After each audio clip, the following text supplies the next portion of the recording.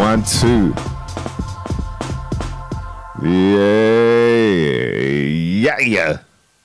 Yeah. What's going on, mother lovers? We are back. Bitches and bitchettes worldwide. See, we don't discriminate. Bitches and bitchettes. Whoever you are. My name is My Stiggy. We are live right about now with some shit you might not never know nothing about. That's right. The podcast is back for all you mother lovers. Myself, My Stiggy, and my co-host, Dan DNA. What's going on? You good? Good, yeah. Yeah. Good, man, week. Good. And it's been a mad week. It's gone quick as usual. Yeah. It's fucking weird. For me, I've been working every single day. So you've been working every day? Having a day off for nearly 2 weeks. So. Serious, right? You've been on it. On it like Sonic. Getting them rings. Grabbing them rings. Hey, give me my precious rings. That's right, we're back. Who's in the building so far? Shout out to Onk Barry O. What's going on? Black Einstein, yeah. Evening all. Evening all. Peter Lewis Kisser. What's going on, mother lover? Don Smithered. Yo. Wednesday night again, for real. I'm looking forward to this one as well, but trust me, this is going to be a good one. Shout out to your mom. What's going on, your mom? We missed you last week.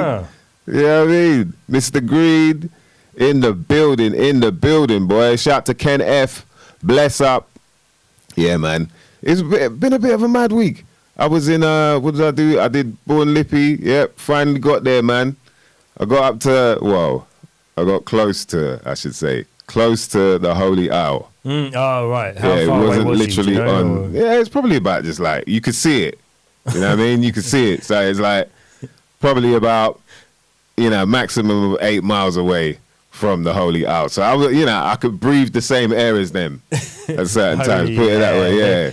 You could breathe out breathe in what they were breathing out. The monks, man. There's supposed to be a monastery there with monks and that making mead, So yeah, I never got to taste none of it, but it was a good show, man. Shout out to Don and all the crew down there at Born Lippy, man. Like, it was really good energy. Shout to what was it, Steg G and the Freestyle Master. They killed it. Imogen Sterling, the Jackal Trades as well. Like, it was good energy. And you know what? It was really funny, man. And I'm sure like a lot of artists must be going through this at the moment where, people are just talking about how nervous they are now.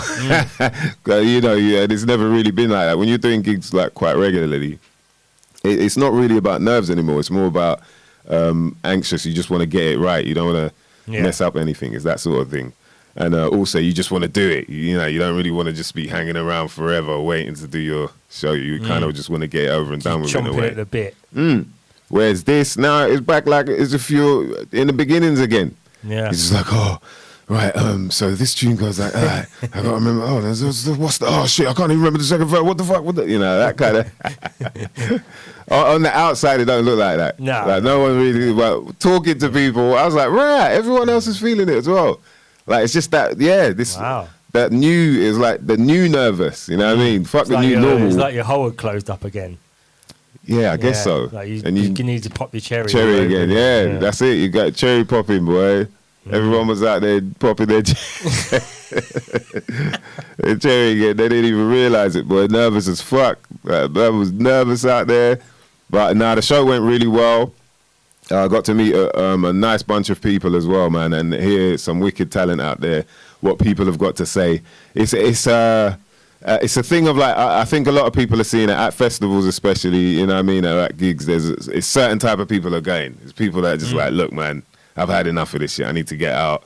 I don't really, you know what I mean? They're not that shook or they're not that scared to go out. So the conversations you're having are, for the most part, sort of like, it's back to normal again. You know what I mean? So hopefully things carry on the way they are. Yeah. And progress to be even better. Do you know what I mean? So that was fun, man.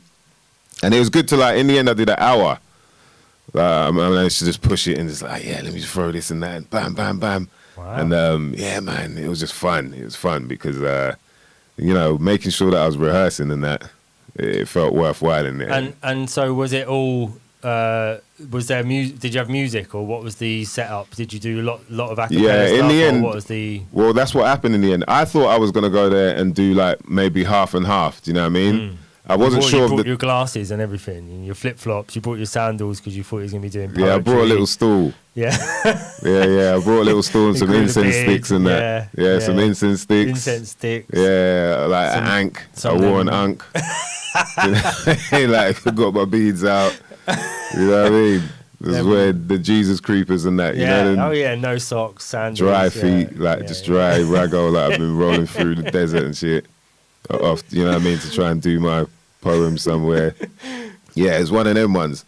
But yeah, so I ended up doing. What happened was, you know, because it was kind of like a few artists couldn't make it and whatnot. So it ended up being like, oh, I could do a bunch of tunes. So I just scrambled, like, you know, got the tunes from what I had uploaded, and then so I had some extra bits and bobs to do, and so I did that, and then some acapellas, and you know, but it was good, man, just to get that like performance out as well. Do you know what I mean? It just felt like, yo, I needed that. I needed an hour for real. Yeah. As opposed to so far it's been like half an hour here or a tune there, and that's just like you need to wear warm out, up for you need warm to up. Stretch the band. Yeah. You want to tear out. That's what I say. You just want to at the end of it. You're like, yo. And even after that, I wasn't tear out. I was like, yo, I could do another hour probably, boy. You know what I mean? But yeah. Hopefully more to come, man. We're gonna do some housekeeping. That's my job. That would. Housekeeping. Housekeeping. Housekeeping. Housekeeping. Yeah, that shit is hilarious, bro. That is hilarious, man. Yeah, so we're gonna be in Bristol on September the 30th. Mother Lover's got to get down and for that one. Bristol. Hold on, I'm just seeing if I've got the slideshow thing for the gigs. Oh yeah. You know these on this thing. Do you know what I mean? That one is. Oh, where's your screen? Oh, sorry. It's me being a bit amateur. It's all good. So yeah, we're gonna be down at Lost Horizon. There you go. Oh. Yeah. There Reel this off. Because we're going to be at Lost Horizon. Yeah. 1 sec. Yeah, Lost Horizon. 30th September. That's going to be the 30th September with Wishmaster and Billy Wiz, as well as Alley Cat. It's from 8:30 till 1. And it's a brand new event space that's launched by the team behind Glastonbury's Shangri-La. So yeah, it's, you know, something different. And it's to do with like a sort of live broadcast as well. So I think people can watch it online as well as be there live. And yeah, that's going to be down at Lost Horizon, 1 to 3 Elton Street, St. Jude's. That's Bristol. So all my Bristol and surrounding mother lovers come through. Do you know what I mean? It's been a minute since I've been out there. Always have fun in Bristol. And I'm looking forward to have a bit more, you know what I mean? Before they proper lock us off, boy. Yo, we better get in ASAP. So go grab some tickets as well. Tickets are available from losthorizonlive.com. That's Lost Horizon on the 30th September. Myself, My Stiggy, live with my brother DJ Lock, Wishmaster, and Billy Wiz, as well as Alley Cat. Thursday night, bitches and bitchettes. And then also, we haven't got the flyer ready yet, but I can announce that I should be down at the Chip Shop. I'm going to be doing a live thing at the Chip Shop with the And What crew. And that should be, what is it, October the 7th. So yeah, put that in your diary as well. All my London and surrounding mother lovers. South, we're going to be South, you know what I mean? Chip Shop. I think I've only performed there like once probably, like maybe a verse or something like that. Yeah, so it's actually, you know, my cherry's getting popped there as well. Wow. In a way, getting to do a little live, you know what I mean? Something. Old school, getting your cherry popped in a chip shop. Left, right. Yeah, I never thought about it like that, boy. That'll be my first time as well. Right, I waited a while for that to happen, man. Get my cherry popped in the chip shop. Greasy cherry pop. Greasy cherry pop, boy. Yeah. Yeah, man. What was I gonna say? Shout to Kenny Rebel. Yeah, man. If you lot could get down to Bristol, make sure, man, because it always goes off down there, man. Have a strong connection with the mother lovers over there. Definitely. It's been like that for a while as well.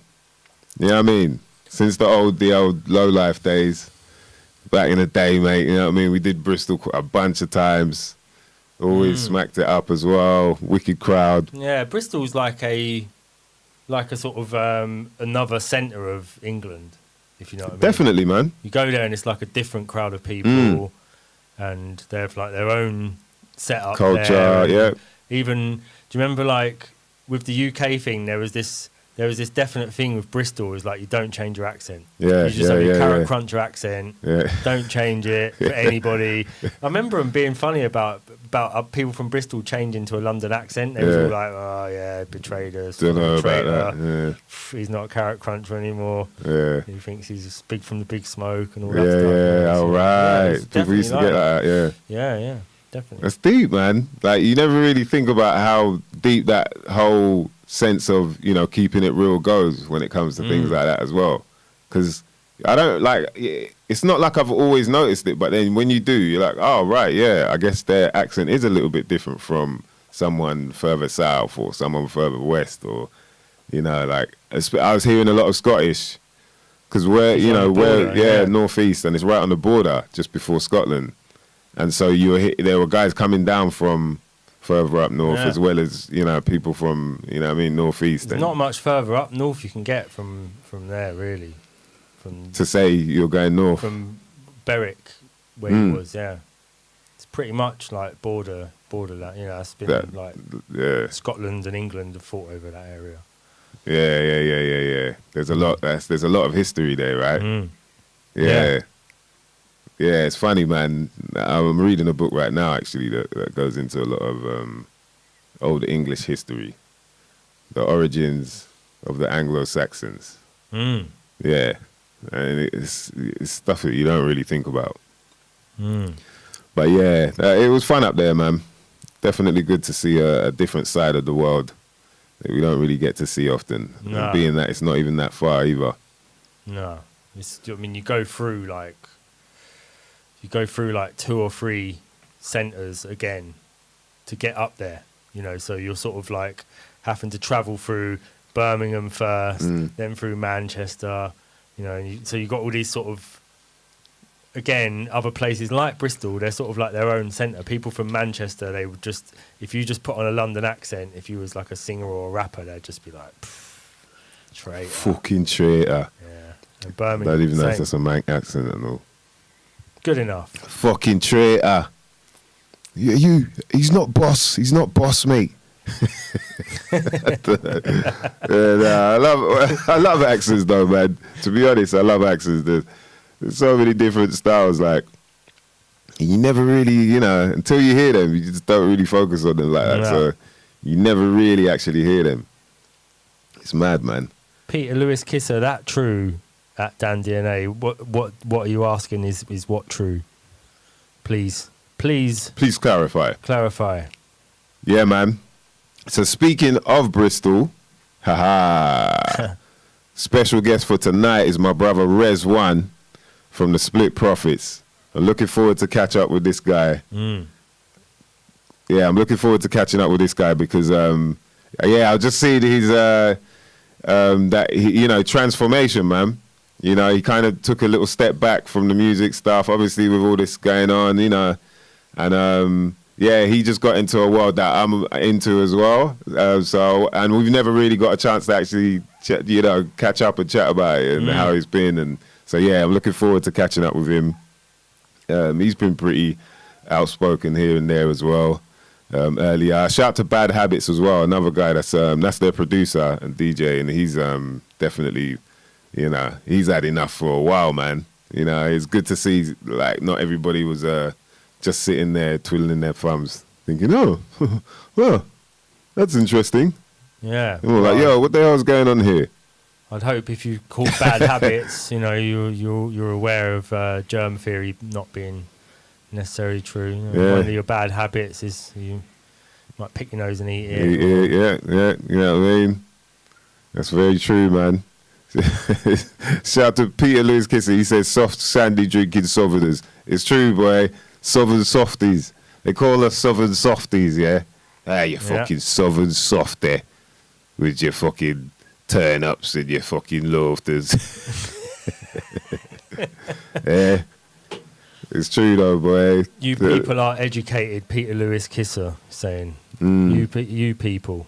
It's hard, man. Who's you people? Like, the segregation you're that our happens. people as well. Yeah, the segregation that happens just because of territory and area and culture and Postcode. Postcodes, fam. Yeah, it's like it's the same shit, innit? It's just, I ain't switched to postcodes. Like, yeah, wait, let me see that letter, fam. Let me see that letter that you got addressed to you. Hold on. No, wait. Let me see. 2 forms of Show ID. me the postcode, though. Show me the postcode, fam. Show me the postcode. Rah. That's Northwest 6, fam. You said you was Northwest. You know, like, we did used to have it when we was little in terms of like the I mean the thing is people in England have never even got on with people from the next town along. So like when I grew up you didn't really go to Brentford because people from Brentford Right, them Brentford man, them nah, man. they were dodgy people. Yeah. I knew people from Brentford later on, but at the time you didn't really, you know. And then No, them Brentford you man, wouldn't go them, to fam. Acton for the same reason people in Acton had a certain way about them, or Ealing. How did that get about that they had that certain way? They could smell that you weren't from Acton, because Acton back in back when we was younger, every area had its own way of dressing even. Yeah. So like people from Acton dressed a certain way. They all Tribal, they all wore a certain tracksuit style, Yeah. and like back when people only just started wearing the leather like wallet thing, around like around your neck. People used to wear like a shoulder thing with like a wallet bit in it. Put Well, your like money a man in. bag. No, it weren't. It weren't like it was sort of like that, but it was like tight to the. Was it proto man bag? It was at the same time as well, probably late 80s, I'd say. Yeah. Proto man bag, boy. But there was a shopping. Crow man bag. There was a shop in Acton that people used to go to get Hanes tracksuits, and so everybody used to wear Hanes tracksuits in Acton, and it was like a sports shop. And then Fulham, you'd go to Fulham, it'd be people dressed completely different in Fulham. It'd be like Again. So that was sort of like the days with Champion. Like when Champion was early days. Yeah. And all that sort of, Yeah. and then wearing a certain type of Reeboks or. Yeah. Yeah, I guess, and that was an area thing, and so they'd know. Wore certain trainers as well. You're right. Yeah. Yeah, that's mad, man. You'd see someone come from a different town, and you'd think they look out of place because they didn't have. Because we still had loads of shops that you could go to back then that were local shops that everyone could go and.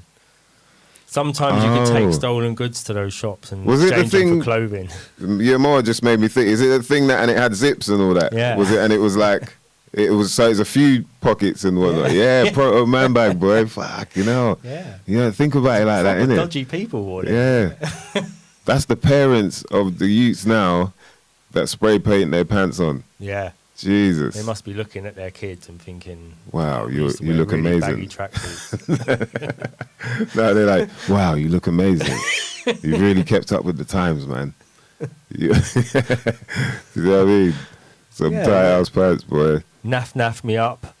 Spliffy jeans. C17. Do you remember when C17 was really big?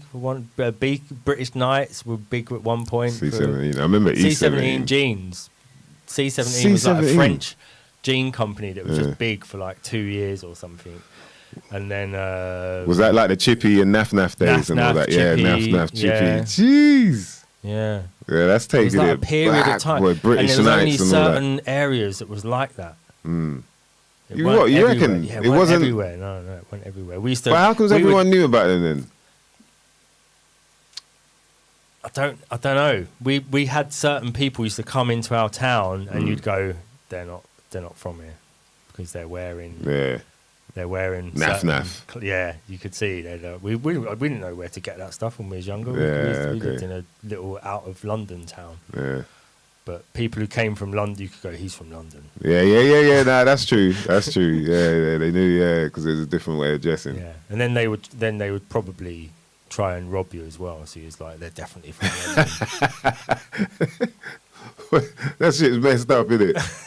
It weren't much. It was only for 50p or something, or you know, it weren't really as bad. It weren't bad back then.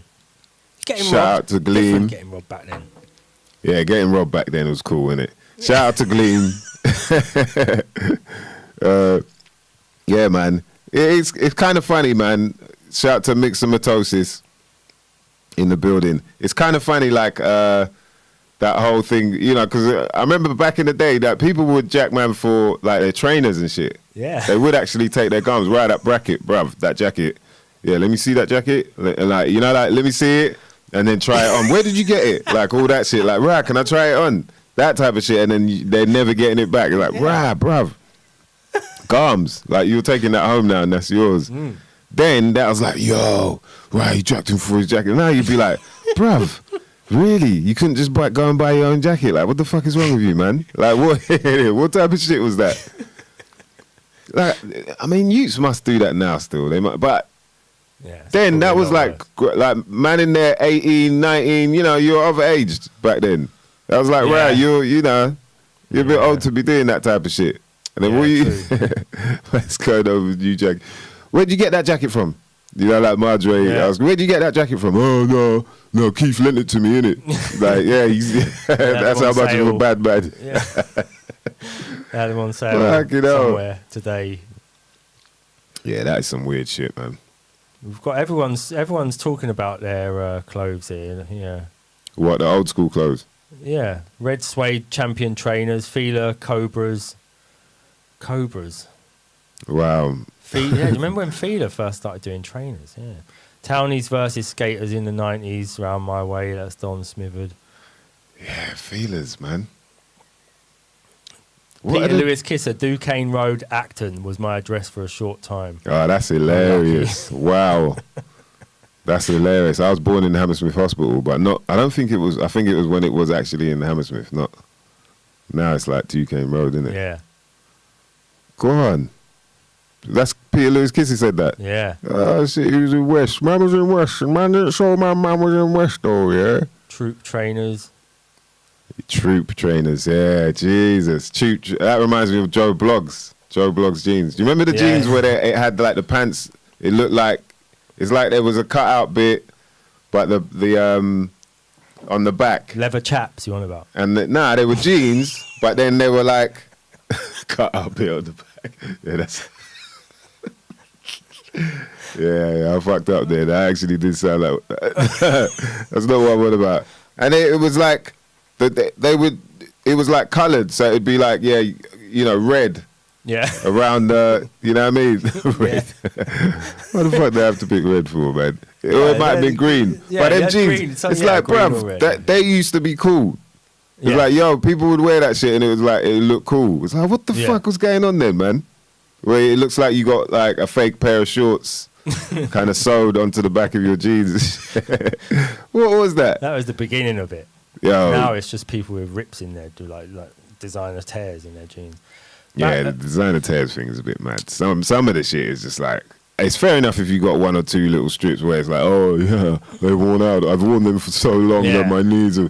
But when it looks like you just been attacked by like all types of rodents, Wolverine. Yeah, Wolverine, Tasmanian devil, Wolverine survivor jeans, porcupines just come run up there rolling around. Like, nah, that shit looks stupid. Some of it just looks ridiculous. Like, you're not meant to wear them jeans anymore. Like, they're dead. You know, like, they're dead. They're not jeans anymore. Like, they're not wearable. But what the fuck, man? I don't know where they're going with that. But Barrio's just mentioned the Dat Kid album launch, Attic Bar, Bristol, 23rd of September. Oh, wicked. Yeah, shout that out. Yeah, see, another Bristol one. Yeah, man. Yeah, this is what I'm loving about.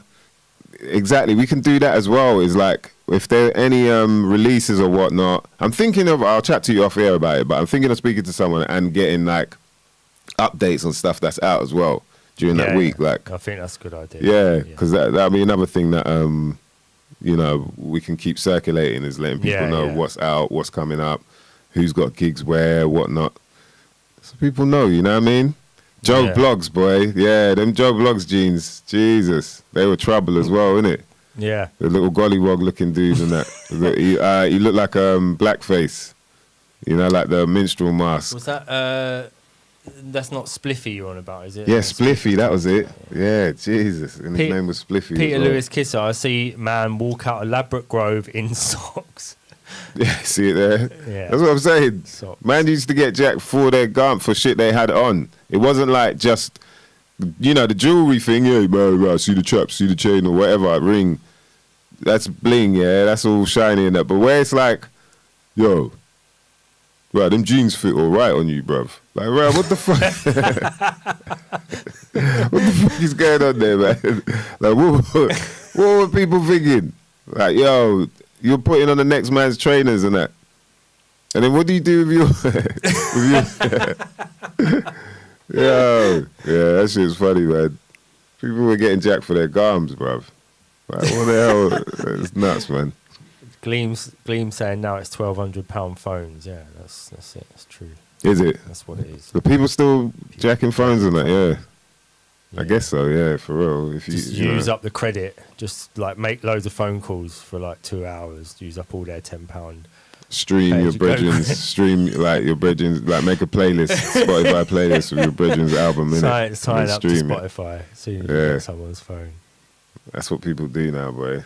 Get the code off of them, subscribe to loads of stuff. I remember there was this story about this crew. I think they were from kind of Wolves side, like Wolverhampton side. Someone might know this story, yeah. And they were like using credit cards and that. Well, allegedly, yeah, using credit cards to buy their albums. I think it was off from iTunes or something like that, or one of them sort of, you know, them digital sites. But like they were using, and so they were like really high selling artists and that. But something had happened, I think, where the company had sort of clocked onto the fact that they kept using accounts that would end up being, you know, they're like, oh, my card's been stolen, sort of thing. Like it was happening too much. You know, that's how much they were spending on themselves, and then they got bagged. What? And this was this was years ago. Yeah, I do remember this. You remember? Yeah. It was years ago, but I was like, yo, how fucking greedy did you need to get, man? Yeah, I can't remember who that was. It was. I don't know if they was like a known crew. I think it was just some sort of wannabe, you know, bad boy entertainment. Yeah. I It was, think you're right, Wolverhampton. It was somewhere like Wolves, or it might have been, you know, but I remember it being sort of like area that, you know, we were like, oh, okay, that kind of sounds like they might do some shit like that. You know what I mean? Yo, people, I mean, you know, things people do, man. You make it as an artist. They could, I mean, what else would you have done, really? You know? And I also wonder, like, how many times can you buy your own shit as well? Like, from how, you know, if you're using some fake credit card and that, like, how many times can you buy an album? Someone try it out. See. Who sells credit cards out there? Yeah, man, that'd be interesting still. Do people still? I think people now they have their machines now, don't they? They walk past people and.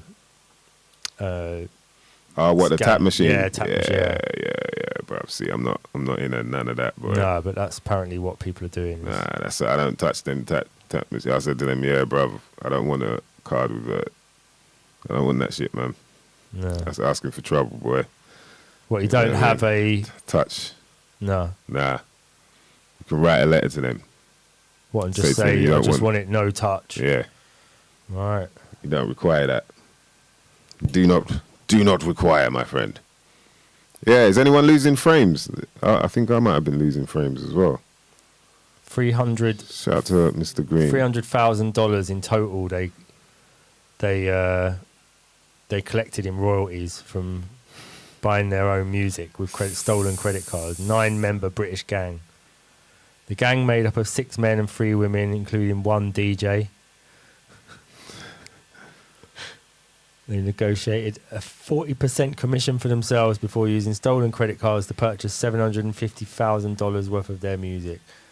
$750,000 worth. British police stated, "We will not know why they did what they did until we have conducted all the interviews." Well, I think it's pretty fucking obvious why they did it, which confirms my suspicion that there is no crime and possibly not even formal currency in England.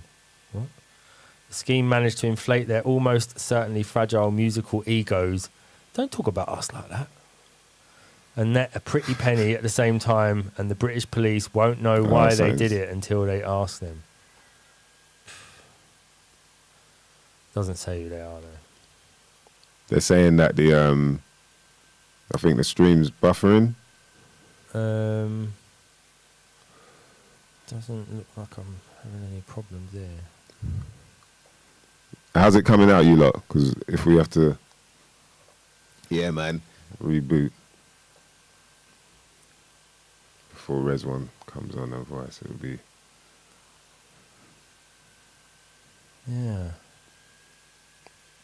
awkward as fuck. Talking the stuff.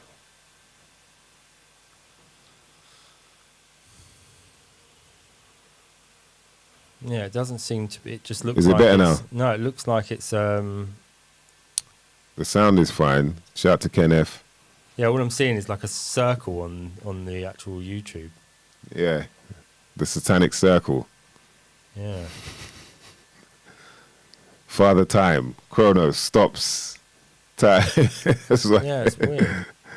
Don't know why. That's hilarious. They make sure it's a circle, boy. They made sure it's the rings. Yeah, sound is okay, but the picture ain't moving much. Yeah, that's kind of what's happening to me as well. I wonder if YouTube's on one.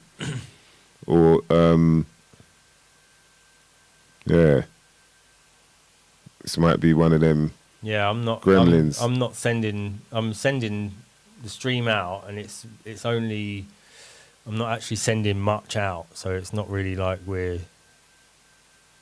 encoding overload. Consider turning down video settings. Okay, let me have a look into this. Just keep. Occupied.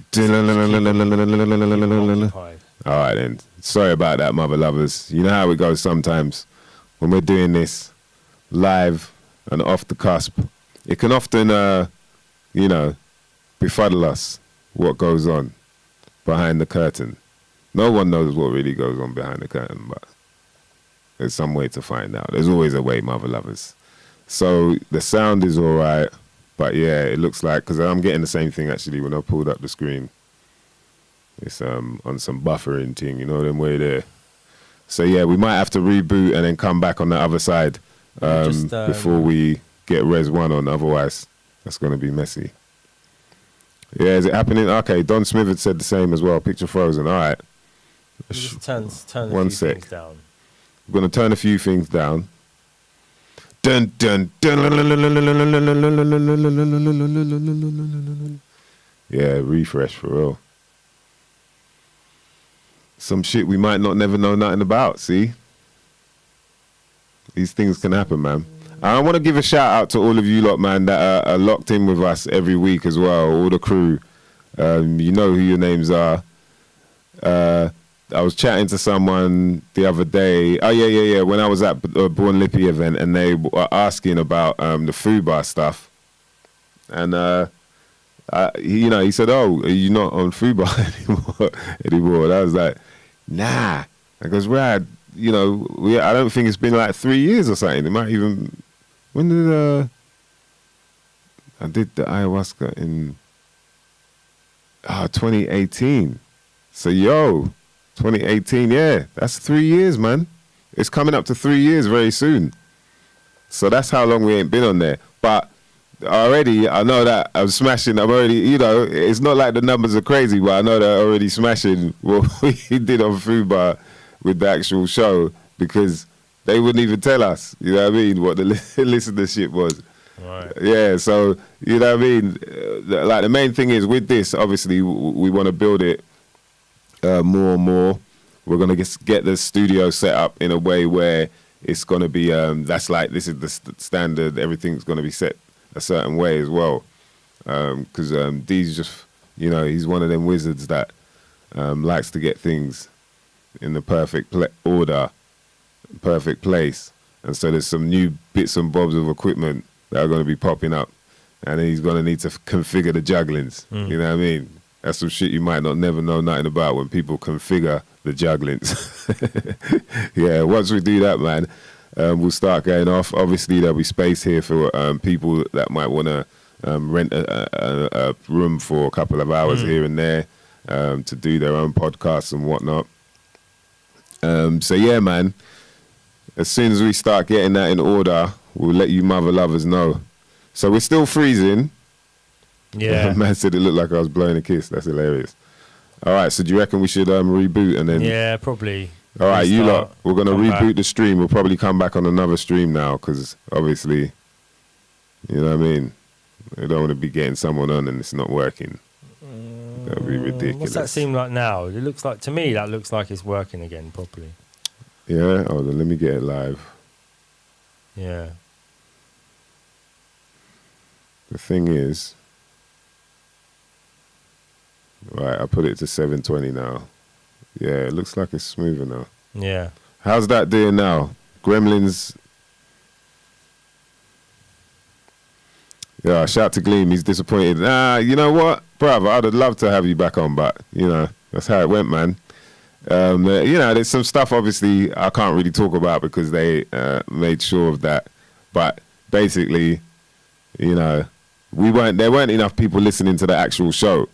You know what I mean? I can say for sure the open mic thing and the stuff that they put on the YouTube was what we could see and what, they couldn't really not tell us what the viewership was. So we could see that was doing well. But, really for our audience as well, YouTube would be the place to check that stuff, man. You're not looking to click onto this thing, then click here. When we first got on there was a thing where it looked like you had to buy the episode. It was like they had a basket that you know what I mean? All this, and it was our people weren't really, they just want to click and listen, man, not all of this stuff. So I couldn't really blame people for not clicking through and, you got to go to some external site just to listen to this thing, whereas everybody else has got their shit on YouTube. For all to listen to, they could have just kept it like that. Yeah. But yeah, in the end, these things happen, man. All right, so is the picture back proper then? Yeah. Yeah, it looks like we're good now. If I do this, look. Yeah. All right, let's hit up Rez and see where he's at. It looks like it's dropped the call. Yeah. So I'm just going to call him back now. See whether he's there. Maybe that's why the picture went all right. Oh, is it? Hey. Yes. Whoa. There we go. Yeah, man. We had a Get you little up on the screen. Hold on. Good, am I? Yeah, man. All right. How is it? Yep. Right? Can hear you well. You hear us? Good. Yeah, I'm good. I can hear you guys. Bless. Yes, man. What's going on? Ladies and gentlemen, introducing to you on some shit you might not never know nothing about. Yeah, boy. My brother Rez One, Split Profits in the building. What's going on, brother? I'm chilling, man. Hit the clap. All good. How you doing? Yes, man. We're all good, man. We're all good. We had there was a little worry there, a little hiccup with the visuals, so we had to make sure we sorted that out before getting you on. Otherwise, it would turn into a whole spaghetti junction, boy. What's going on, brother? I'm all good. You guys are frozen though. It's my screen and your screen are like. Dun, dun, dun. What on your side? Yeah. Yeah, but I can hear you fine, so it's not a problem. Okay, you'll have to just treat it like the old BBC News when they just used to have the still image of somebody there reporting. Well, it seems to be up. Reporting live from some Werbergs in Bristol. What's good? Yes, man. Yes, mother lover. Let's see some fire emojis in there for my brother Rez One. All right, so he's up. I see him up on the screen now, and it doesn't seem to be freezing, so I think it's all right. Out there on the broadcast. Keep adjusting as we go. Yes, man. Yeah, bruv. Good to catch up with you, man. Jeez. A whole lot has changed since the last time I saw you, man. Yeah, I was gonna say, like, what a world that we live in now, man. Yeah. What a wild time. What it's become, innit? It's hilarious, man. I mean, it obviously is serious in one way, but it's just the amount of separation that's been happening off the back of it in places that you wouldn't expect has been. I've just been like, what? Wow, people, they just don't see the world the same at all, man. Well, even in like I feel like they've done it so smooth, and I say they, you know, I mean it's a broad term, but like the kind of the way that this has all been played out has been done It's frozen. so fucking smooth, man, that you've almost got to like, I almost got to take my hat off to how they've split us all up. Like you've got fucking within a family of people that might have always had the same political fucking sides or whatever, or the same football team, and then it's gone down the line to the point where like even families, like people that have agreed on stuff forever, you know what I mean, agreed on every other thing, and then now it's like, it's wild, man. It's crazy, man. And you wouldn't think that it would be something like this to cause that either, but it just kind of feels like there were different elements, like there are loads of different elements attached to why people react the way they do, or even think the way they do as well, you know. So it is tricky, man, but it's good to see people like yourself, you know what I mean, doing the right thing, man, and keeping yourself busy. I see, so basically you took a little step back from the music for a while, innit?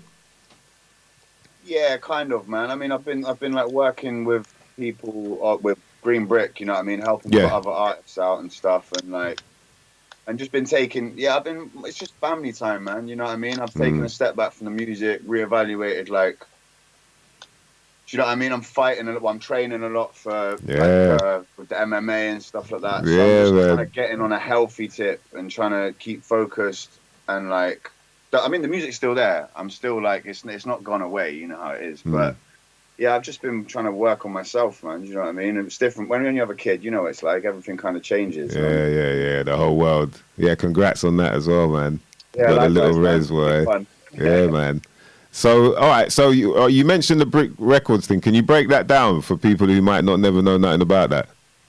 So, Green Brick Records was started by me and Bad Habits as a way to kind of use the platform that we've got through the music with Split Profits and what we've been doing over the past like 10 years to be able to put out other people. Yeah. Okay. And to shine a light on some people that, like, say Mac Lloyd, for instance. Mac Lloyd isn't the kind of thing that would.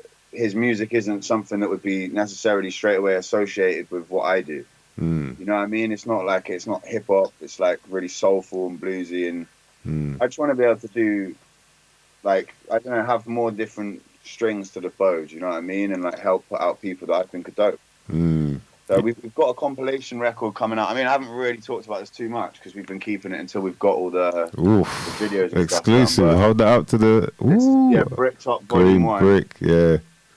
Which is a compilation of like tracks that came out last year and tracks that are unreleased. But yeah, it's good, man. It's good. Like, my foot's still in the door. It's never left. It's just other things are taking the forefront recently, man. Yeah. And so man, the MMA stuff now.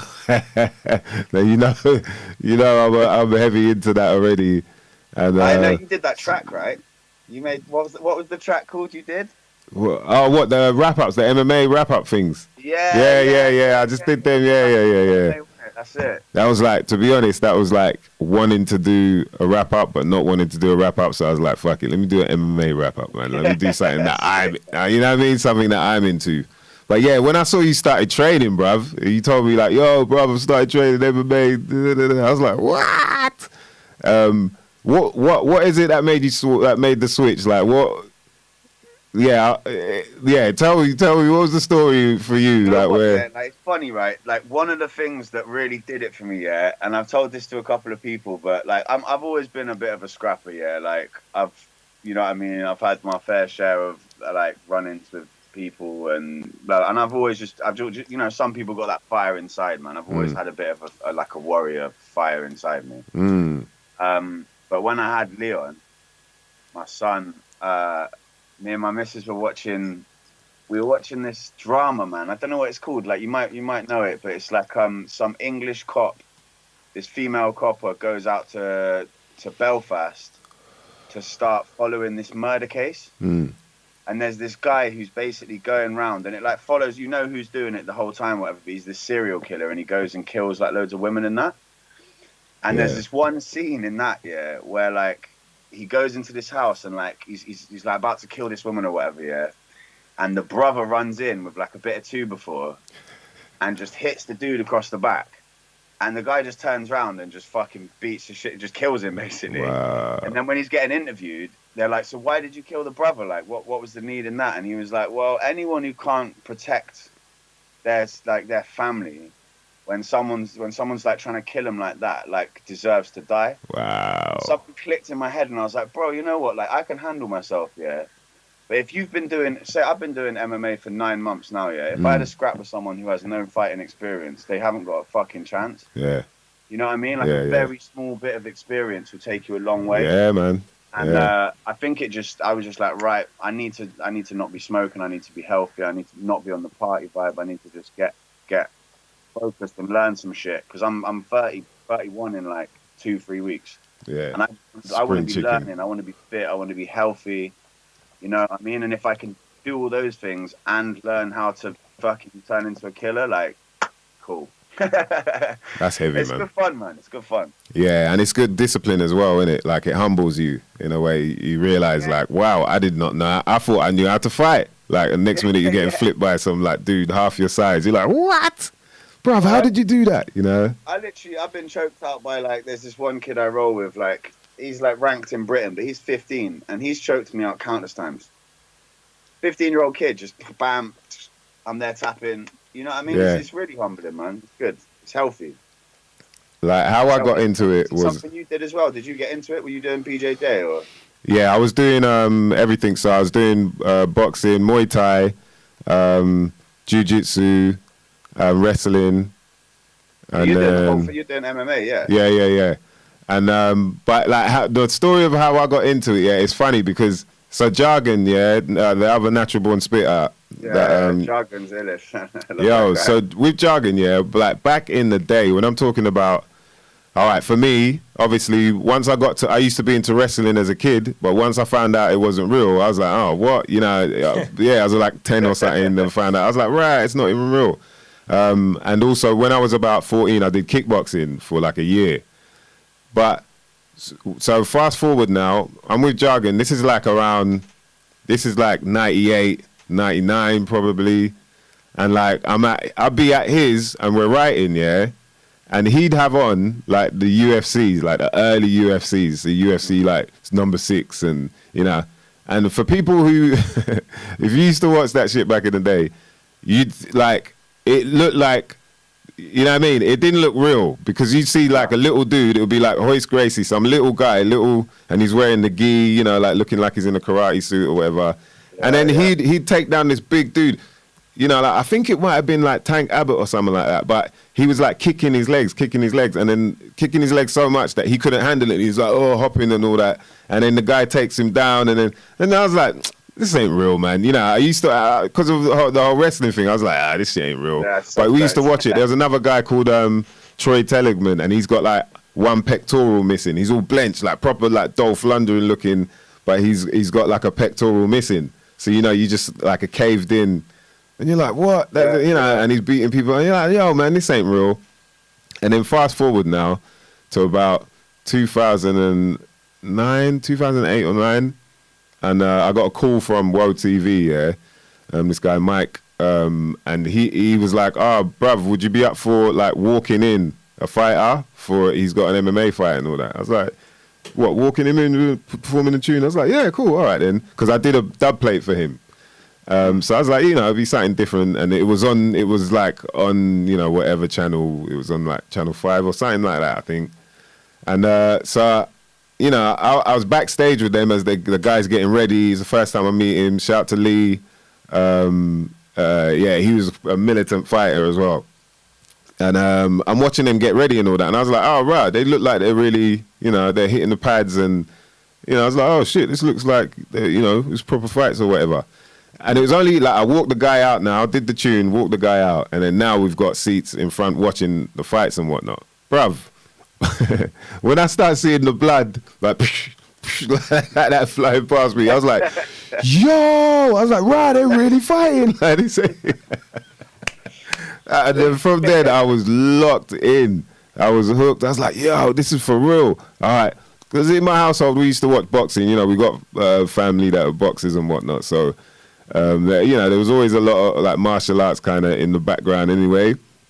And then finally seeing something like that where you're like, right, these guys are really fighting. It's not like, you know what I mean? Boxing's cool, but it's just boxing. It's just, you know, it's quite limited compared to when you're using your other limbs. So, you know, for me, after a while, and obviously the style of boxing and nowadays, you know, it's not the same as it was like in the earlier days. Yeah. So that changed. But yeah, with MMA, the thing I love about it is that there's so many variables. Like you've got to keep your wits about you on so many levels. And like you said, it's never ending. Like I was chatting with my coach. Yeah, you're always learning. Like, he's like, you'll never, because I've got my grading, because Paul Reed's doing grading in MMA. So it's like you white belt, then you do your grading, you get a blue rash guard. So it's not belts, it's rash guards. Yeah, nice. But it's like in the blue belt, you're ready for an amateur fight. Then purple belt would be like semi-pro or whatever. I mean, a pro fight, and then after but he was like, you're never gonna be like ready in your head because there's always a million other things you can learn. Like someone might be a really fucking good striker, a technical striker, but if you've got a really good ground game or like you can wrestle well, if you can get past those punches and take them down, it's like so it's a never ending. Yeah. Like I know it's never ending, man. That's why I love the it. beautiful thing about it. Yeah, exactly. And the thing is, you never stop, like you're saying, because it's never ending because there's always like some form of evolution as well in terms of the fight. You know, like you'll see some people that come in that are quite heavy on the wrestling, but then once they start learning, you know, about kicking or they start learning how to, you know, punch a lot better and whatnot, like things change because they're not scared to get thrown on the ground. If they throw a kick and someone gets them on the ground, they're not as bothered as, you know, someone else who only deals with just stand up and all that. So there's always these bits of evolution that keep going. And then you see different fighters as well, like say they're more, someone like Wonderboy Thompson, who's more of a stand up guy, but he works really well, or he does his best anyway to stay standing, you know, to just like, okay, I'm going to focus on keeping myself standing as opposed to like trying to be a wrestler now or whatever. Same with someone like Izzy as well. Do you know what I mean? But Izzy's still got a pretty good ground game as well. Like I'm not sure what belt he is, but he's got a good ground. I don't know, man. It's a beautiful thing because it's like, it's humbling, and you get humbled on a daily basis, and B, you're learning something that is a good skill set to have, and you're getting fit. So it's like a win-win for me, man. It's like just a pure fuck. I'm fully in love with it. What's your favorite discipline out of the different? Out of all that striking, wrestling. Yeah. I like striking. I mean, I like all of it, to be fair. The thing is I'm learning. So as I learn, sometimes I'll be more into like the jiu-jitsu. Mm-hmm. Then I might start. We'll be working. We work everything all the time, but like I like it all, really, man. Like I came into it thinking I was a fairly competent striker, and just got shown that I wasn't at all. You know what I mean? It's like you walk into the gym the first time, and it's like, yeah, I can throw a punch. It's like, nah. Turn it over, mate. You got to turn your fists over, mate. And then you know you're like, right, okay. You know what I mean? When it all starts coming together, and when you start getting like the little things that you've been drilling over and over and over again, and then you're sparring, and all these things come into your head without you having your coach shouting it or whatever. When that starts happening, and it starts snowballing, for me anyway, I've found like that's when I get more and more into it, and I get further for the whole of like just wanting to do it and be at the gym all the time. But when you start like dreaming about it, you're daydreaming about it and shit, you start thinking, oh right, if I do that, then that's when you know you're locked in, man. And so do you watch it much? I watch as much as I can. Yeah. Like it's kind of hard watch it live most of the time. I watched the Till fight the other night. I missed it, so no spoil. I think I know already, but yeah, no spoilers still. Yeah. What, the Till fight? Yeah. It's a wicked. The whole card was wicked, man, because it was it's a real English heavy card. So you had Tom Aspinall, who's like a heavyweight, that guy is an absolute animal, man. Like, he's really big, and he's really fast and agile. So he's just interesting to watch. And he's tough as well. He can take a lick. Yeah. Like he's tough as fuck. And yeah. you know, one thing I really like about is fighters who come into it who are just chilled and humble. Yeah. The whole money talk and all that other shit, but for me, like, I just when I have I've got my first fight on the 19th. Like, oh, for real? Well, it's a grade in, but it's a fight. I've got a fight. Yeah, amateur fight. Yeah. Basically, yeah, kind of. Jeez. It's not a proper fight. We're doing a grading, but it's a fight. Oh, it's a grading. So what? What for jiu-jitsu? For MMA. That's what I'm saying. Oh, for real? Doing grading. Ah, okay. Yeah. Okay. I had a choice. Interesting. I could either do the grading, or we can fight for the blue belt. So I'm fighting another guy who's a white belt in MMA to get the blue belt. The winner takes the blue belt, the blue rash guard, basically. So what are the how limited is it? Like no elbows? I don't think we can. We haven't got MMA gloves on. We've got 16 ounce or 12. I can't remember what, but boxing gloves. I think that's about it, really. Like, no shin pads. I don't think. That's a good point, actually. I haven't asked if we got shin pads or not. I'm pretty sure we'll have shin pads because you should have, man. Because it's early days still. It's like But I don't know because they always want to. I'm looking forward to it. I got matched up with the guy who I'm fighting literally just before we spoke. So oh, for real? yeah. That's an exclusive right there, boy. Hey, good luck with that, man. Serious ways. Yeah, shout to my boy Micah. He's got a fight tomorrow as well. He's doing a charity event for Grenfell. So we're all going to be down there in Clapham, man, cheering him on. You know what I mean? Yeah, it's good to see like people getting, like, you know, because it's a nerve-wracking thing, man. There's one thing performing on stage and whatnot, but that whole shit, when you're like even just going to spar, there's times when you're just like, rah, okay, yo, I don't want to get fucked up here. Let me, you know, even though you know it's sparring, but you see, you know, you're still like, yo. Yeah. I don't, you know what I mean? I just got to make sure, like, head movement, like, keep my guard up. Yeah, that's it, man. It is. I mean, you do get the butterflies. I think, like, when it comes to doing it on, like, an actual, like, an amateur fight, when there's a crowd and it's, like, proper. I mean, there's going to be a crowd at the gym. People yeah, brother. It's like. But I think having the music and being able to, like, perform into, like, massive crowds and stuff is going to help. Yeah. And then also, I've had people, like, try and kill me. You know what I'm saying? On the street. Like, I've had mad run-ins where it's like, you haven't got a cage and there is no referee. Wow, yeah. There's nothing to stop it. It's just you and, like, I nearly got killed in Berlin. Like, straight up, they were going to kill me. They're telling me they're going to kill me. Do you know what I mean? So Wait. What the fuck are you talking about? I'm cool with getting in a cage and fighting someone with a ref. Like, what happened in Berlin? That's going to be the nerves, but what's that? What happened in Berlin? Whoa! So basically, sorry, I'll turn my phone off. I was out with an ex of mine, and we were at a bar, and we had a big fallout, and she basically fucked off back to the apartment, and I was like, oh, I'll come with you, and she was just like, fuck off to there. So I went back to the bar. Carried on drinking for a bit, and then I was like, oh fuck, I haven't got a fucking clue where I am. I've got a rough idea of how to get back, but at this point I was pretty pissed. And so I start walking back, and in Berlin everyone is fucking nice, man. Like, you can go up to 90% of people and it'll be cool. Like, people are pointing me in the right direction, helping me out. And then I get to this kind of shifty neighborhood, and it's like in the middle of winter, so there's snow everywhere, it's cold as fuck. And I got to these two guys, and I'm like, one's pretty big, one's about a bit bigger than me, and one's about my size. And I was like, yo, how'd you get back to so-and-so Strasse or whatever, yeah? And you know the one, innit? The classic one. They come up, and one of them's like, boom, arm round you.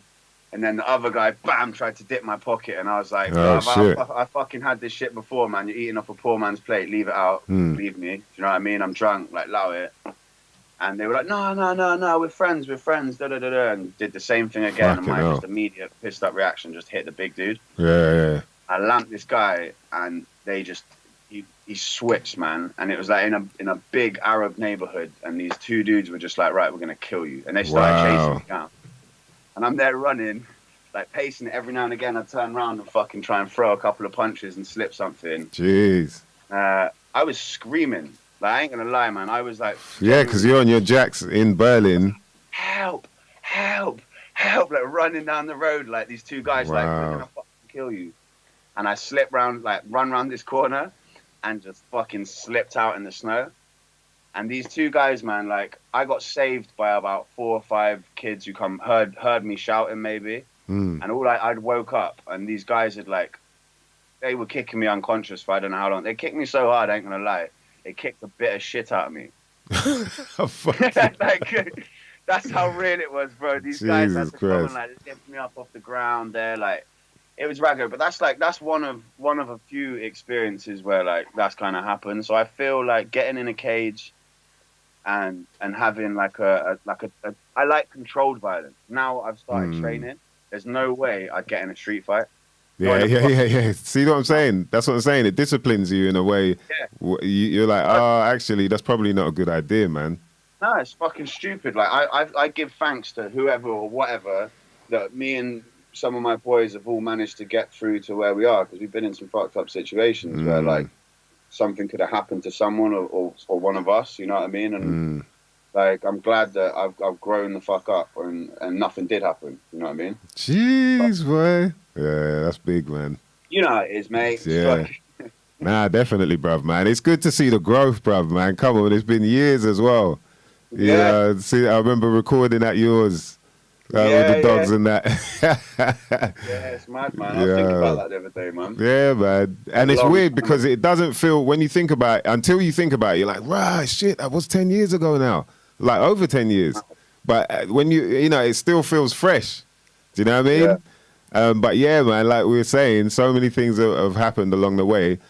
That's really good to hear that you made it through that, bruv, because, boy, I see what you're saying about nearly dying there, because who the fuck knows what could have happened, you know what I mean? Like, any kind of wrong, you could have slipped in a way that where you crack your head on the curb. Well, they killed me in. If those dudes hadn't come and saved me, I wouldn't be here. Like, if those guys hadn't heard me screaming for help, for real. I would be dead. Like, for real. They were telling me, they were like, we're going to kill you. Like, You're in our neighborhood. They were just running down the street like, we're going to kill you. Like that's why I was so scared. I'll never forget it, man. That's Thinking about crazy, it now makes the hair on bro. the back of my neck stand up, bro. Yeah. It was like, have you ever run for your life? Yeah. I genuinely have run for my life. Yeah. You know what it feels like, innit?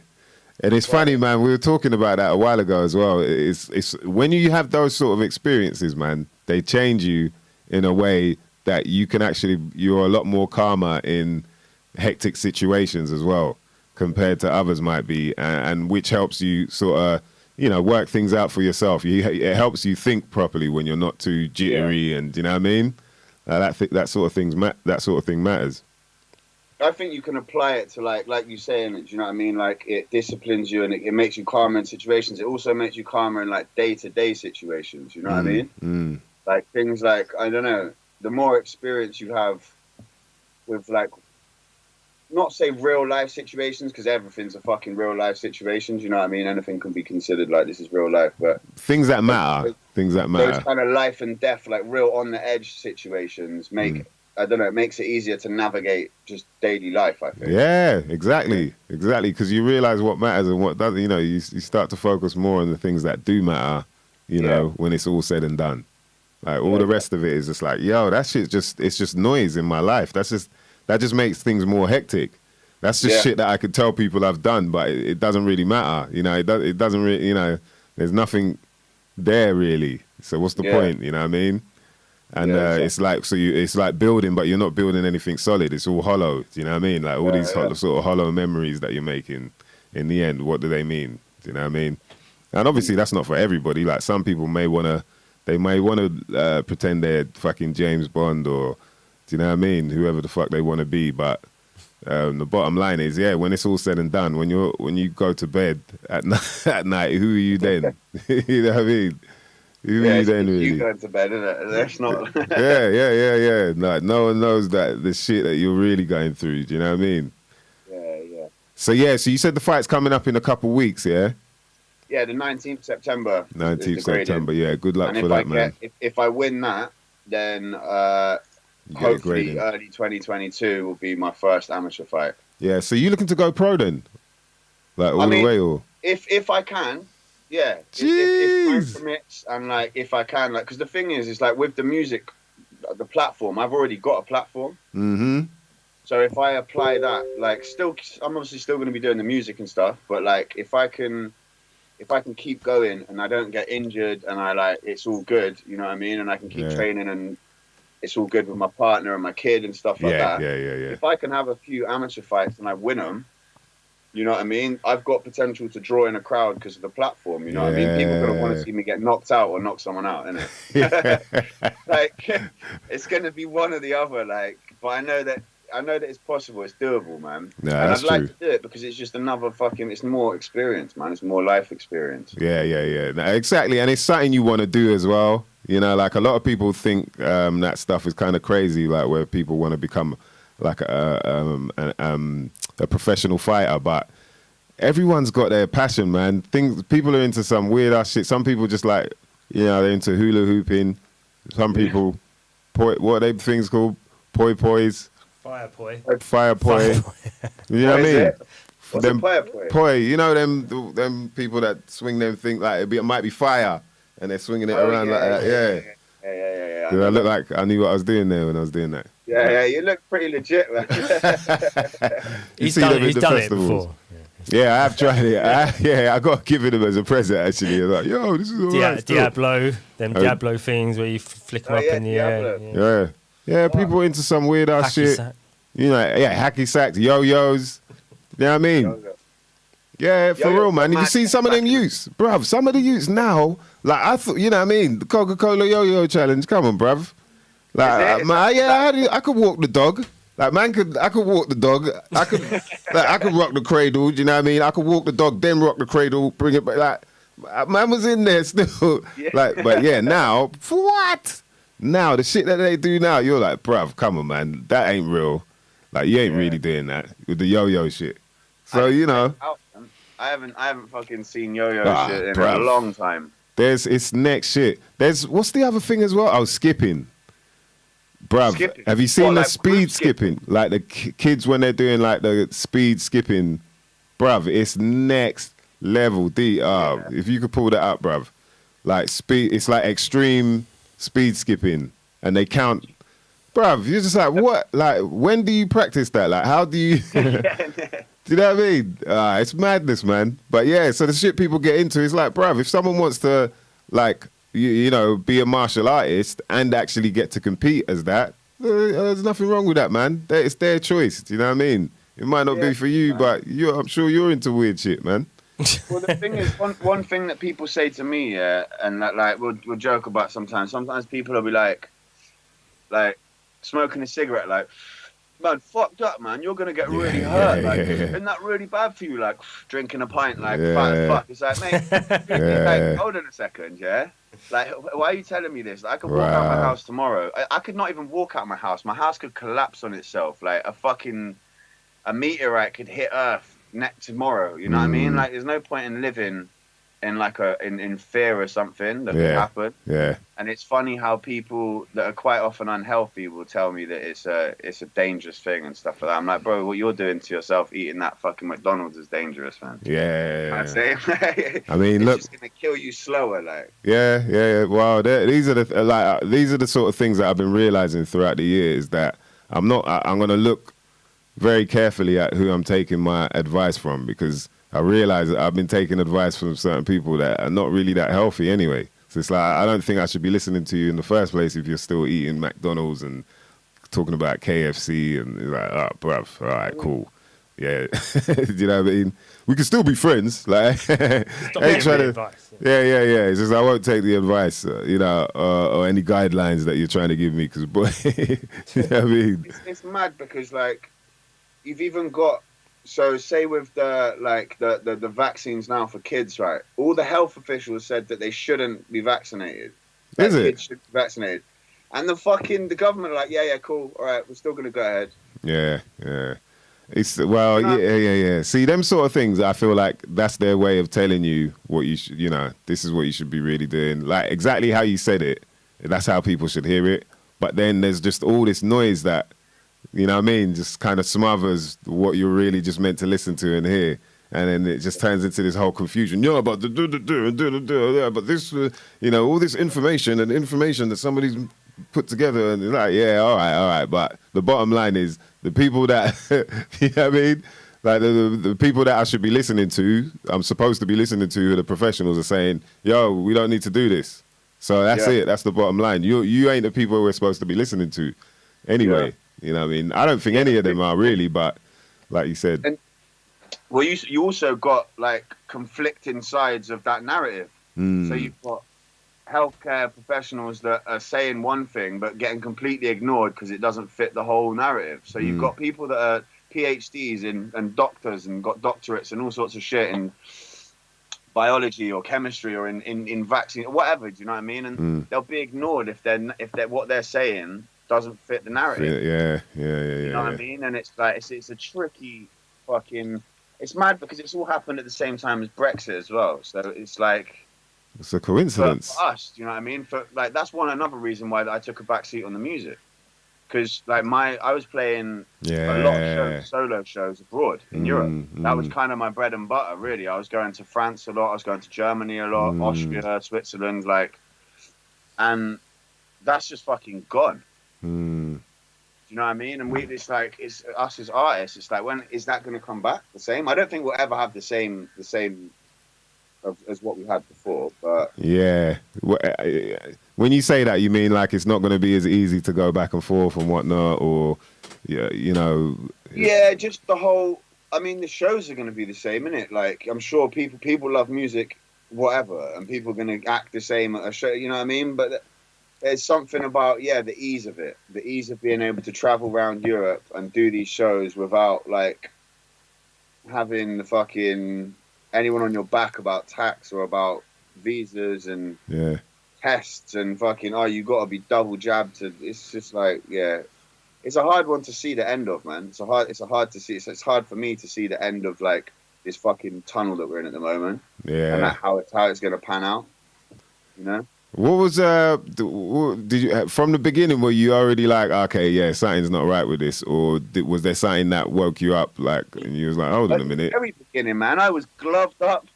I was like, fucking, I didn't know what was going on. I was like, in the house, just had a baby, and all of a sudden it's like lockdown everywhere, and then it started just becoming apparent.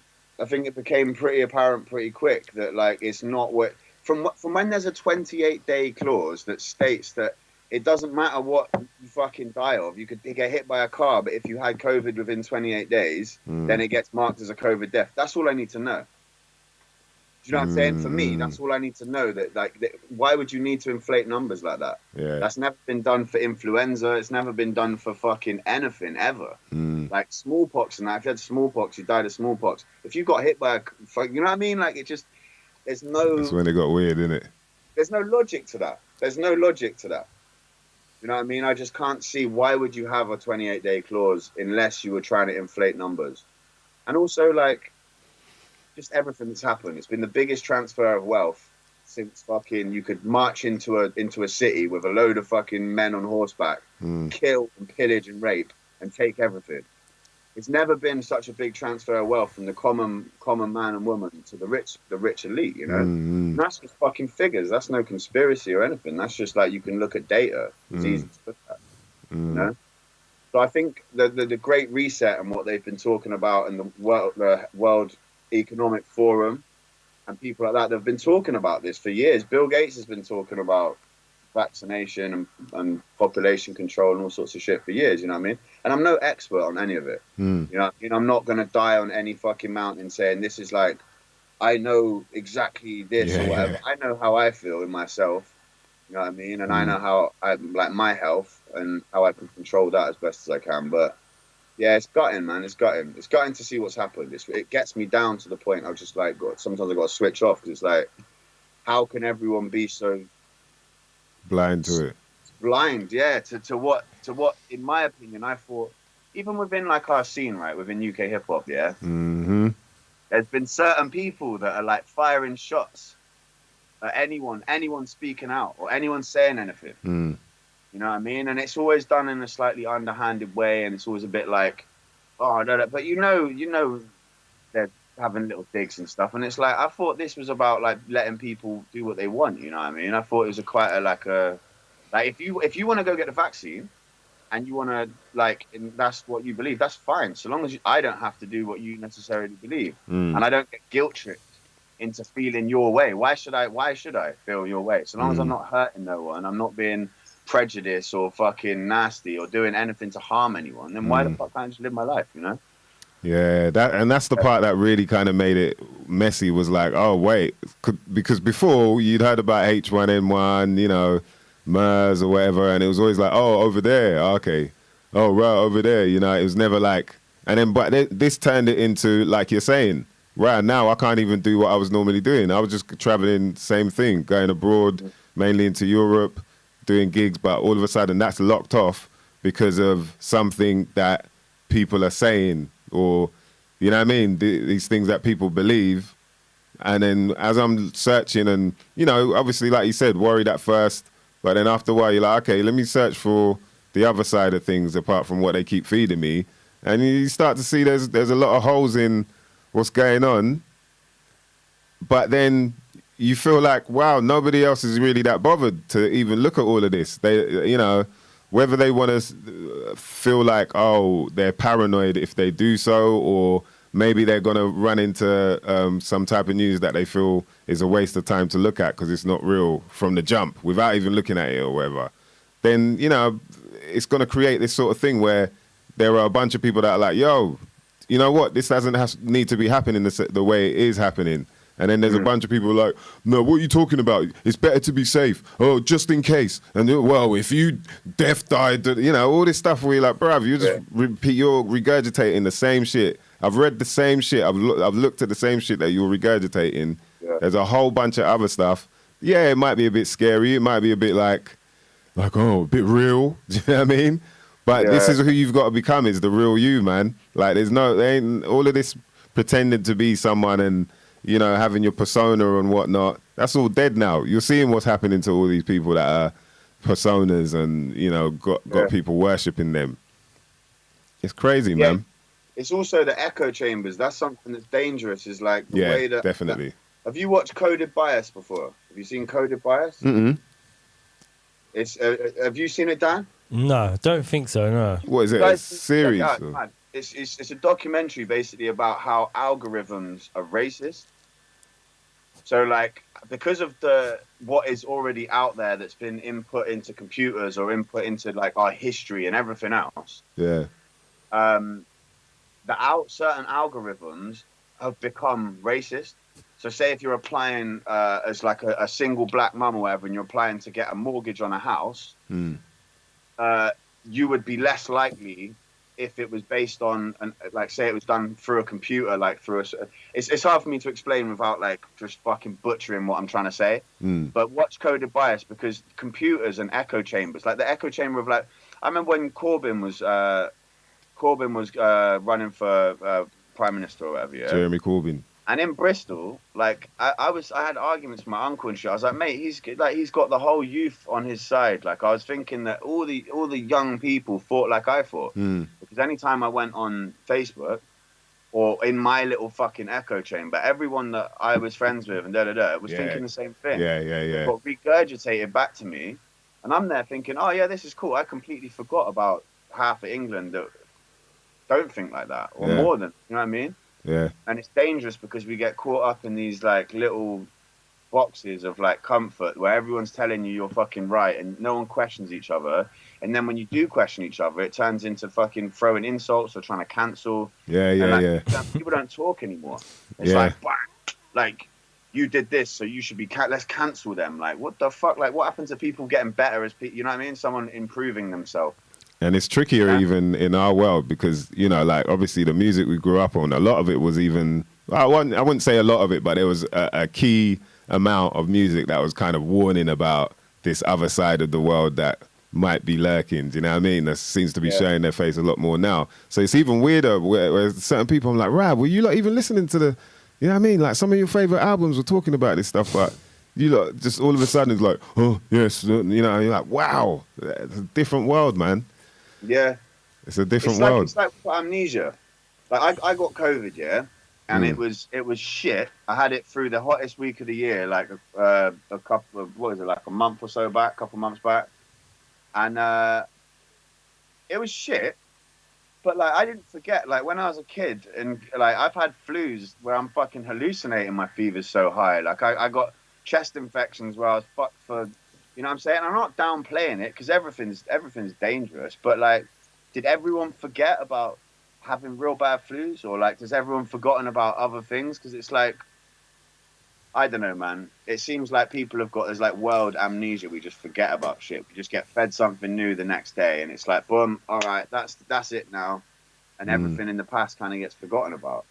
Yeah, there's someone said that people don't like, and they'll bring it up and then rehash it out and be like, oh, they said this in fucking 2005. Let's cancel them. Like, what the fuck? Yeah. That's the only time that amnesia ain't around, innit?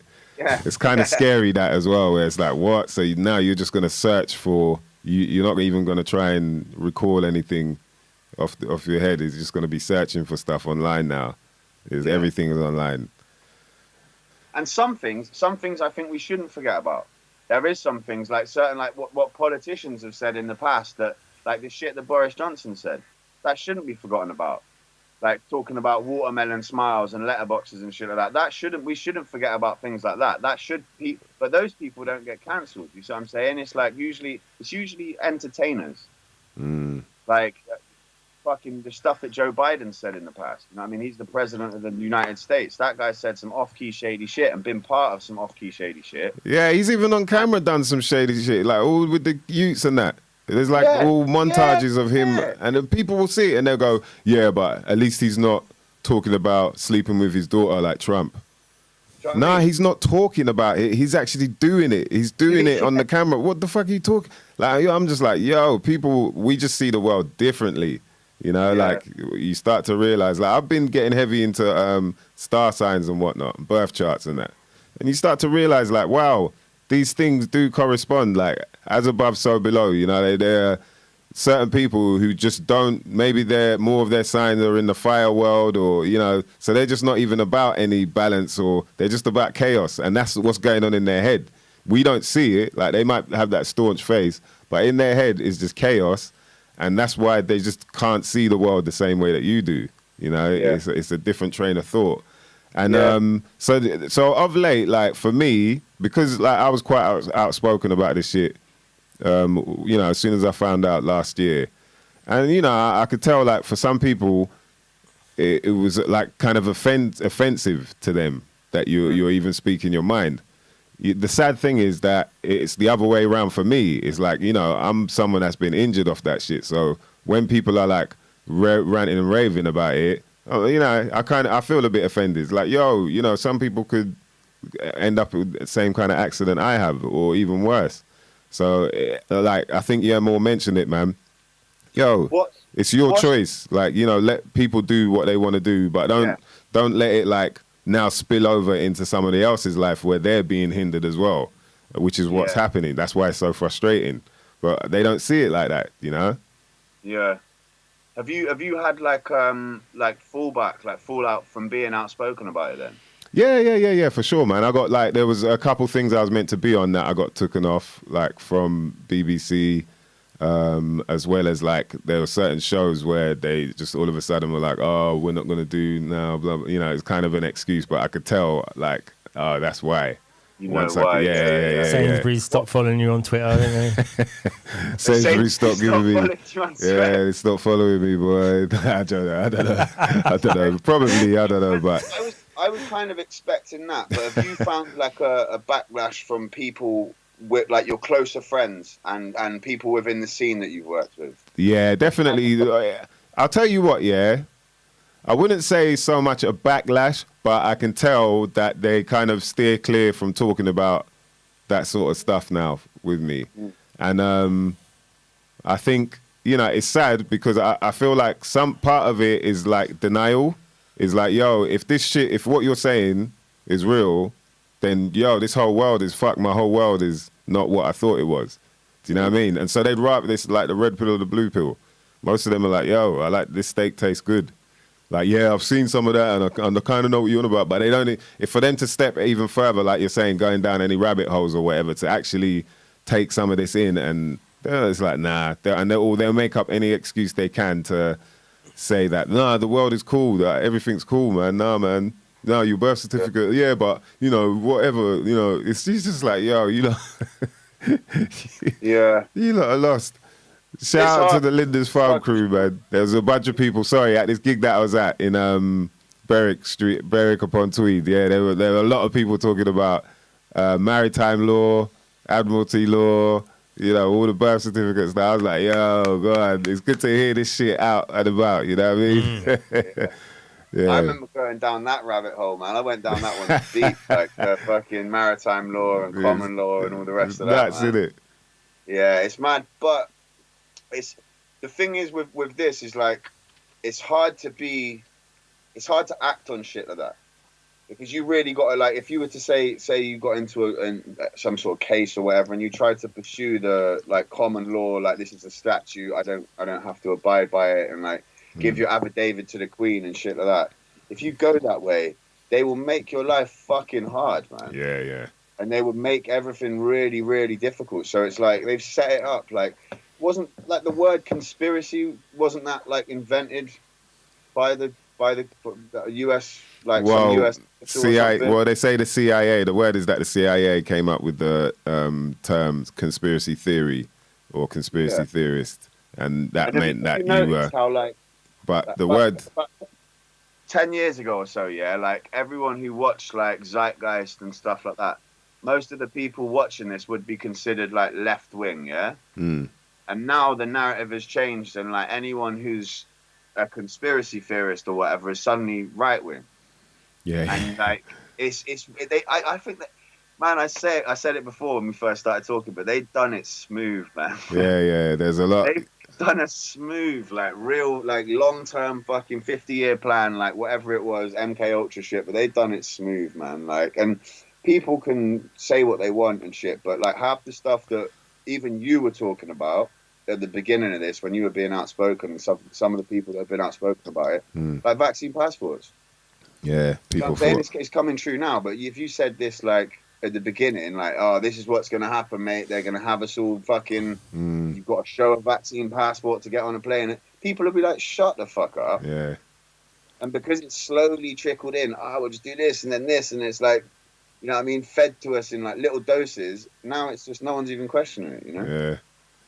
But. Yeah, it's kind of weird. Look, I just wanted to show you, look, this is the definition of conspiracy, yeah, on Webster's.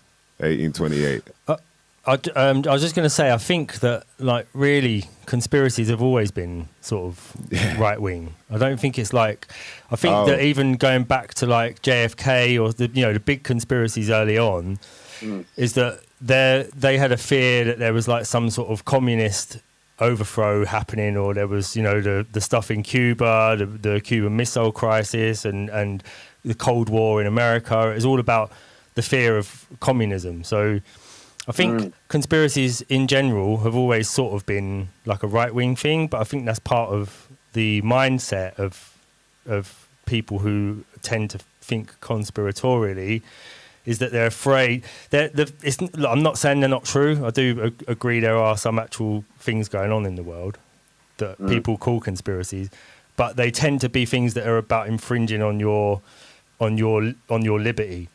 So you never hear about a conspiracy where it's like, oh, this person's trying to make everyone free. That's the conspiracy is that this one person's trying to free everyone. That's a conspiracy. It's always the point of view is always that they're trying to enslave everyone further and turn everyone into a sort of hive mindset. That's the general thing with conspiracies. It seems to me to be that they want you to think as one group of people. So they try and it's funny because the word conspiracy, you go read the word conspiracy, what it means by. So like number one says a combination of men for an evil purpose, an agreement between two or more persons, to commit some crime in concert, particularly a combination to commit treason or excite sedition or insurrection against the government of a state, a plot, as a conspiracy against the life of a king, a conspiracy against the government. But the actual word itself, the etymology of it is to breathe, to get, so con is together, or, you know, joined together, like construction. And then spire is respire, to breathe. So it's to breathe in one breath together. So breathe in the same breath. So even the idea behind the word of a conspiracy is that it's a one breath together, like a joining together of people's breaths. Of people's spirit. So, And breath will be like another word for spirit. Yeah, like respire, or the spire of a church, whatever, all these things. Yeah. So number 2 is in law. Yeah, so check this. In law, an agreement between 2 or more persons, falsely and maliciously to indict or procure to be indicted an innocent person of felony. So an agreement between 2 or more persons. That's what a conspiracy is, basically. Well, there's loads of them going on. There's loads of agreements between more than 2 people. Yeah. But see what they turn it into, though, when they go, oh, yeah, but they're conspiracy theorists. It's like, oh, they're theorizing about, You're saying more 2 than or 2 more people agree on something. Probably agreed on doing something. Yeah, it's like, wow. But I'm not a conspiracy theorist, but blah, blah, blah. And that's what it does. It's just, it's almost like they just... Road, we agree on this. Like, oh, you're conspiracy. That's a conspiring, conspiracy. yeah. Three of us agree on what we're talking about, so this is a conspiracy. Yeah. Yeah. Well, we better be careful. Yeah, it's mad, man. Yeah, it's weird, like how that can happen, though. Like they could just twist, the words in a way, cast these spells, and then bam, you're just thinking a whole different frequency when it comes to what's being, you're a conspiracy theorist. No, I'm not. It's just that, no, that's a conspiracy. No, it's not. It's like, yeah, it is. It's okay if it is, man. Don't need to get. That's why legalese is such a crazy, like, the language of law blows my mind, because, like, say with the whole, do you understand? No, I don't understand. I overstand what you're saying. Like, how, like, the little ways that they can slip in and catch you, even with, like, interactions with police on the street. You know what I'm saying? Yeah. Not that they would necessarily understand that or even listen to what you're fucking saying, but in a court of law, it means something, like the way a word is said or the way a word is. So it interests me, man. Yeah, definitely, man. More time, like, I just learn it all and just fucking get that mega mind brain. The only problem is you have to end up in prison to have the time to learn legalese.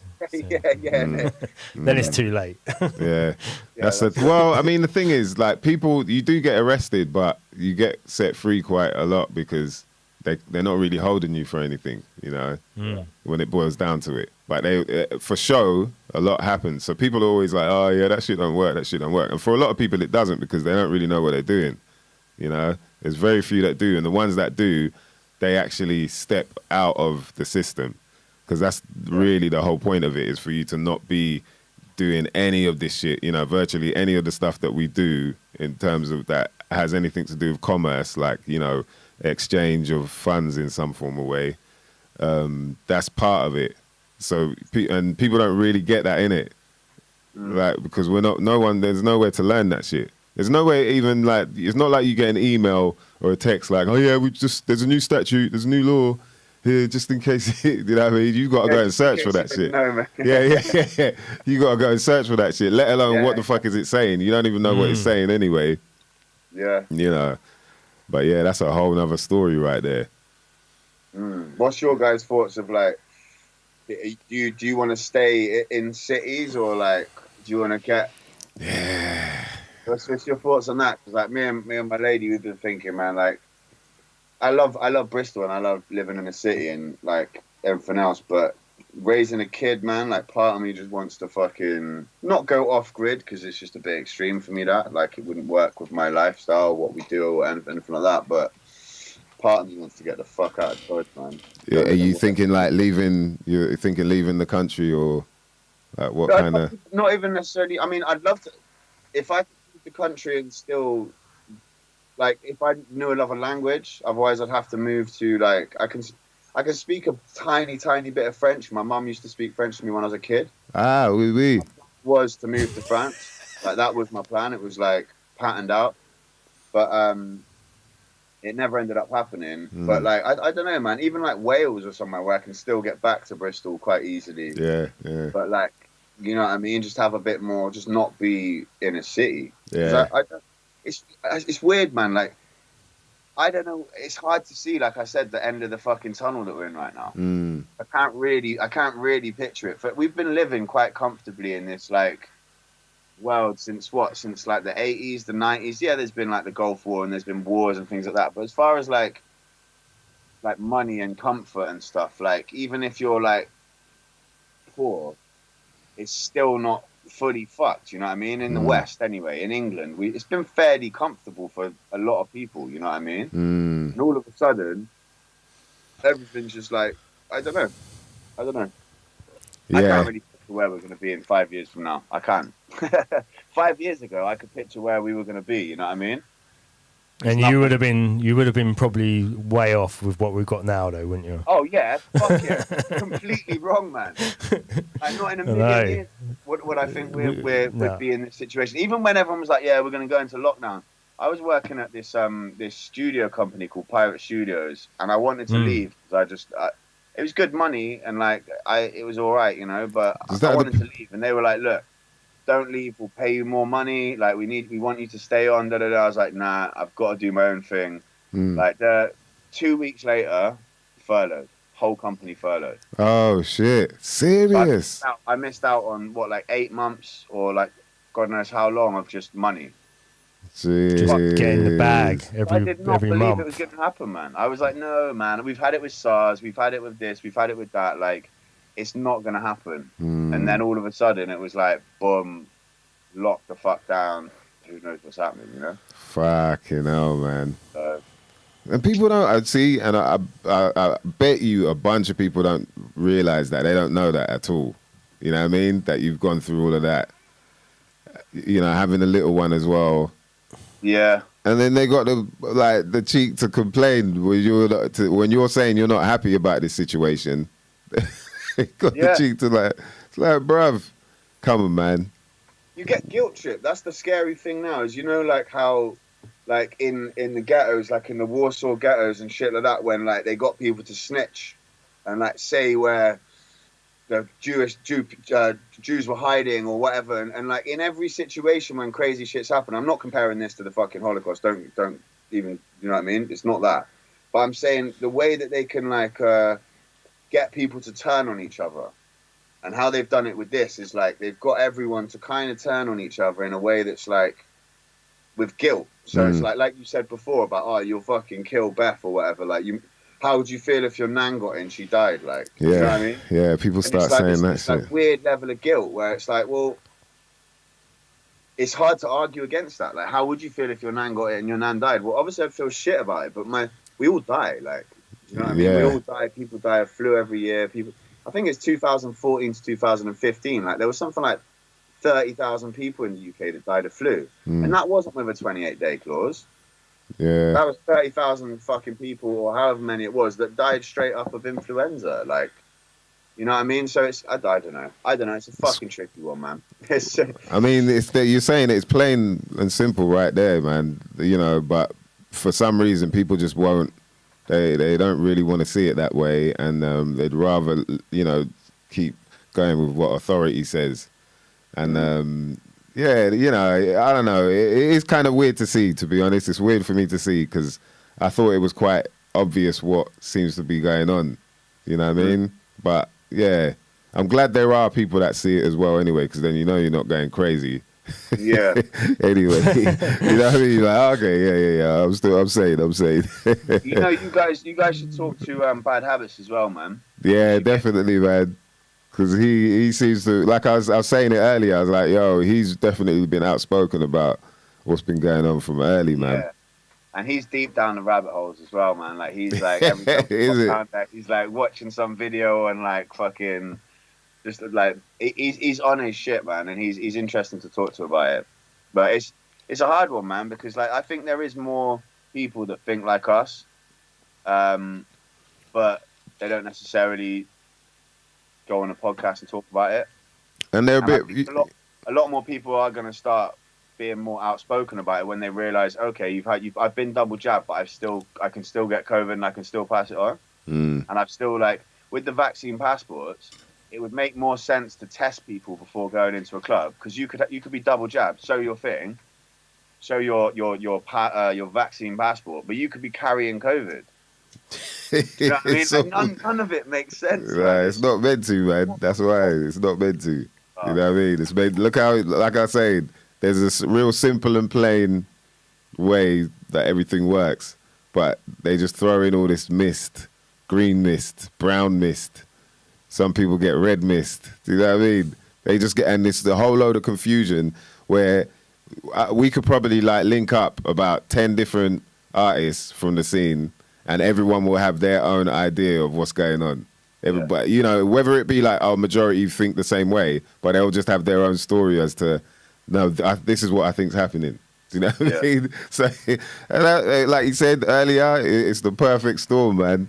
They concocted the because it's messed people up, man. All this online shit, if we're real about it, it's kind of messed people up because information has been poking you left, right, and centre. Every single orifice it can get in and out of, information has been flowing for a while now, like easily a decade and a bit. Do you know what I mean? And it's got to this point where you don't know who to trust. You don't know who to trust, boy. It was wasn't it Putin's advisor? Like when Putin was coming to power, like from the KGB or whatever, he hired Russia's head of theatre. And I can't remember what documentary this was in, but he hired Russia's like head of theatre to become his like political advisor, his campaign runner. And this guy, the way he figured out this new way of politics, which I think the whole world has kind of adopted, at least in the West anyway, is like he funded like anti-gay activist groups or whatever, or had like associates within that group, but then on the other side would fund and support the gay rights movement and like completely confused people with who was supported, what was going on, what was real, what was fake, like, and fucked everyone's heads up. And it's like almost like the whole, I mean, that's probably been going on forever to a slight extent, like chaos, like keep people confused. But I think now with, like you say, with technology and all this information being poked at you constantly, it's hard to know what's real. It's hard to know like who's, and especially if you get stuck in the echo chamber. In that Coded Bias documentary, they say it's the best thing to do is to follow, like, say you follow certain pages that agree with your stance or whatever, like you follow activist pages that you'd have an affinity with or whatever. You should also follow pages and people that think completely fucking differently. Exactly, then it man. fucks with the algorithm. Oh, for real. Do the same thing. They have to. They don't know how to. The algorithm can't handle it. So it's like wow. Of both. So we should all be following the people that we hate too. You should only be following the people you hate because you get fed all the other stuff all the time regardless. So, you know, you should just follow anything that isn't the narrative. Both. No, because you're getting fed the narrative all the time. You're just getting fed that everywhere you go. Every single film, TV show, newspaper, person that you meet, someone who's read the Metro, doesn't matter. You're getting fed the narrative all the time. So all you should really be following is counter-narrative stuff. Yeah, I hear that. I agree with that. Makes sense, man. Yeah, but I guess people don't feel like they got enough time to do that. Ironically, you know what I mean, through these lockdowns and shit, they ain't got enough time to do that. But still watch EastEnders though, isn't it? Like, oh my God. We done EastEnders last week. Yeah, last week, man, we went in on EastEnders. Right. Yeah, who is your favourite character from EastEnders? My boss brought up about TV. Oh, is it? Yeah, never had a TV. How do you know they watch EastEnders then? Because I've been to other people's houses and I get into that TV, man. To who? I'd get in the room and everyone would be, I'll be like, just fucking brain dead. Yeah. Especially when I was a kid, I'd go to mates' house and I'd be like, oh, can we play the N64? They're like, man, I'm bored of the fucking computer game. I'm like, please, man. Yo, it's mad, man. Yeah. Who was your favourite EastEnders character that you saw at someone else's house? It's got to be Phil, innit? Phil Mitchell. It's got to be one of Yo, those boys. Phil Mitchell was I mean, another I one, know a boy. bit of pop culture, and I know, you know what I mean. But Phil is a crackhead, isn't it? Yeah, he wasn't. At He some He point, ended up yeah. being a brownhead He or a was, crackhead or something. yeah. Yeah. Ian Beale. Yo, see it there. Brr, brr, brr. Yeah, that's who we went in on Ian Bill last week, man. Like, bruv, come on, man. Look at him. Like, my man was the most stressed out. Like, do you know what I mean? From beginning to end. Like, when you saw him at the start, he was young, fresh, with the little ginge and that. As the years went on by, and his years was like, every 10 years was probably like 20 to 25 years. Yo, my man, he got old, quick, and like he went through bare stress. Like, what did they say? He died nearly 3 times or something, 2 or 3 times he nearly died. Yeah. Anyway, we ran down his whole fucking history last week, man. But Ian Bill. What did he like, actually almost die, or was it in the story? I think it's in the stories that in it. It's in the story. That's why he was just stressed. Like, imagine that became you. That like, he became Ian Bill. The dude, whatever his real name is, I can't remember again, but my man became Ian Bill and he looked fucking stressed. Yo, full time. Imagine if life was like that all the time, like just drama, like that square, man. How many people have died in that one square? Like, if Portland Square was like, Portland Square is bad as well, is what I'm saying, but come on. Fucking hell, man. Yo, you know what I mean? Imagine that's your day job. That's your shit. To just go in and be stressed out. You gotta play stressed out. Woo! Yeah, that's funny, man. But yeah, so moving on, there was someone who asked a question about your favorite verse. What's your favorite verse that you've ever done? What, my verse that I've written, or my favorite verse of someone else? I'm pretty sure they were asking your own verse. Yeah, your own verse. Yeah. I saw it up earlier. I was like, that's an interesting question. Like, if you're an artist, man, I mean, I've got certain bars that I like and shit like that, but like every verse, my latest verse is probably my favorite verse. Yeah. Tomorrow I'll write a new verse and that'll be my favorite verse. You know what I mean? Because if I ain't getting better every time I do it, then you know. Yeah. I know exactly. It's quite hard to like. It's quite hard to like pinpoint what my favorite verse is. But one of my favorite bars is Fresh Lobster. Fuck that, I'm on the strip eating mackerel out the tin with the mobsters. Little you guys watch us. Fickle Neeky types crotch up on sneaky slide postures. But in fact that verse is on a track with a guy called Le Craps from France, from Montpellier. From Montpellier. My fucking homie, man. Yeah, he's a good guy, man. They've always looked after me proper down there. And that's a track with me and him and Two Tongues on it called The French Connection. FR Connection, I think. Yeah, man. It's so different, innit, rocking out in France compared to the UK. Rocking anywhere in Europe compared to the UK, really. Right? Like, I love the UK. I love UK shows and stuff, but the vibe of a UK show compared to... But I suppose it'd be like, you know what I mean, if you travel, if you book an artist to come to your country because everyone's feeling that, it's going to be different to, like, me going to Lakota and doing a show there. You know what I mean? There's always going to be a slightly higher intensity and vibe to it. Yeah, when they don't get it that often, innit? That's when it's like, and you really feel that as well. Yeah, man. One thing I noticed with the European shows is like the more we started playing in, like, say with Greece, for instance. Yeah, I've done quite a few shows in Greece, and when I first went to Greece, everyone there was like, "Oh, the local scene, like, it's not that popping," and like. Each time I went back, the local scene, like the Greek rappers and shit, were getting bigger and bigger and bigger. To the point now, the fucking scene out there is insane, bro. It's like the biggest hip hop scene. Like when I played there last time, these guys, Buzz and Zorro, they dropped the track the day that we were going to play a show together. By like the time of the show, it was on like 150,000 views. Wow. You know what I'm saying? So the scenes in these places have just grown from like it being them booking artists from overseas to like, we don't need to book these dudes anymore. We've created our own thing. Scene, See, man, you know what I mean? Like, yeah. We kind of saw that in Portugal as well. When I was with Brain Tax, I can't remember the name of the crew, but we'd featured on a tune for them, and they were like, at that time, you know, they've kind of old school, but they just kind of just started releasing stuff that was getting noticed, and then we heard years later how they'd proper blown up, and then there was like a bigger scene out in Portugal for hip hop and whatnot. So yeah, it's interesting seeing that sort of stuff happen, man. Yeah, like, it really is. Especially being there through the timelines, you know Power what I mean? of the Going music. back and being a part of the timeline of the growth of the scene is like, it's pretty sick, man.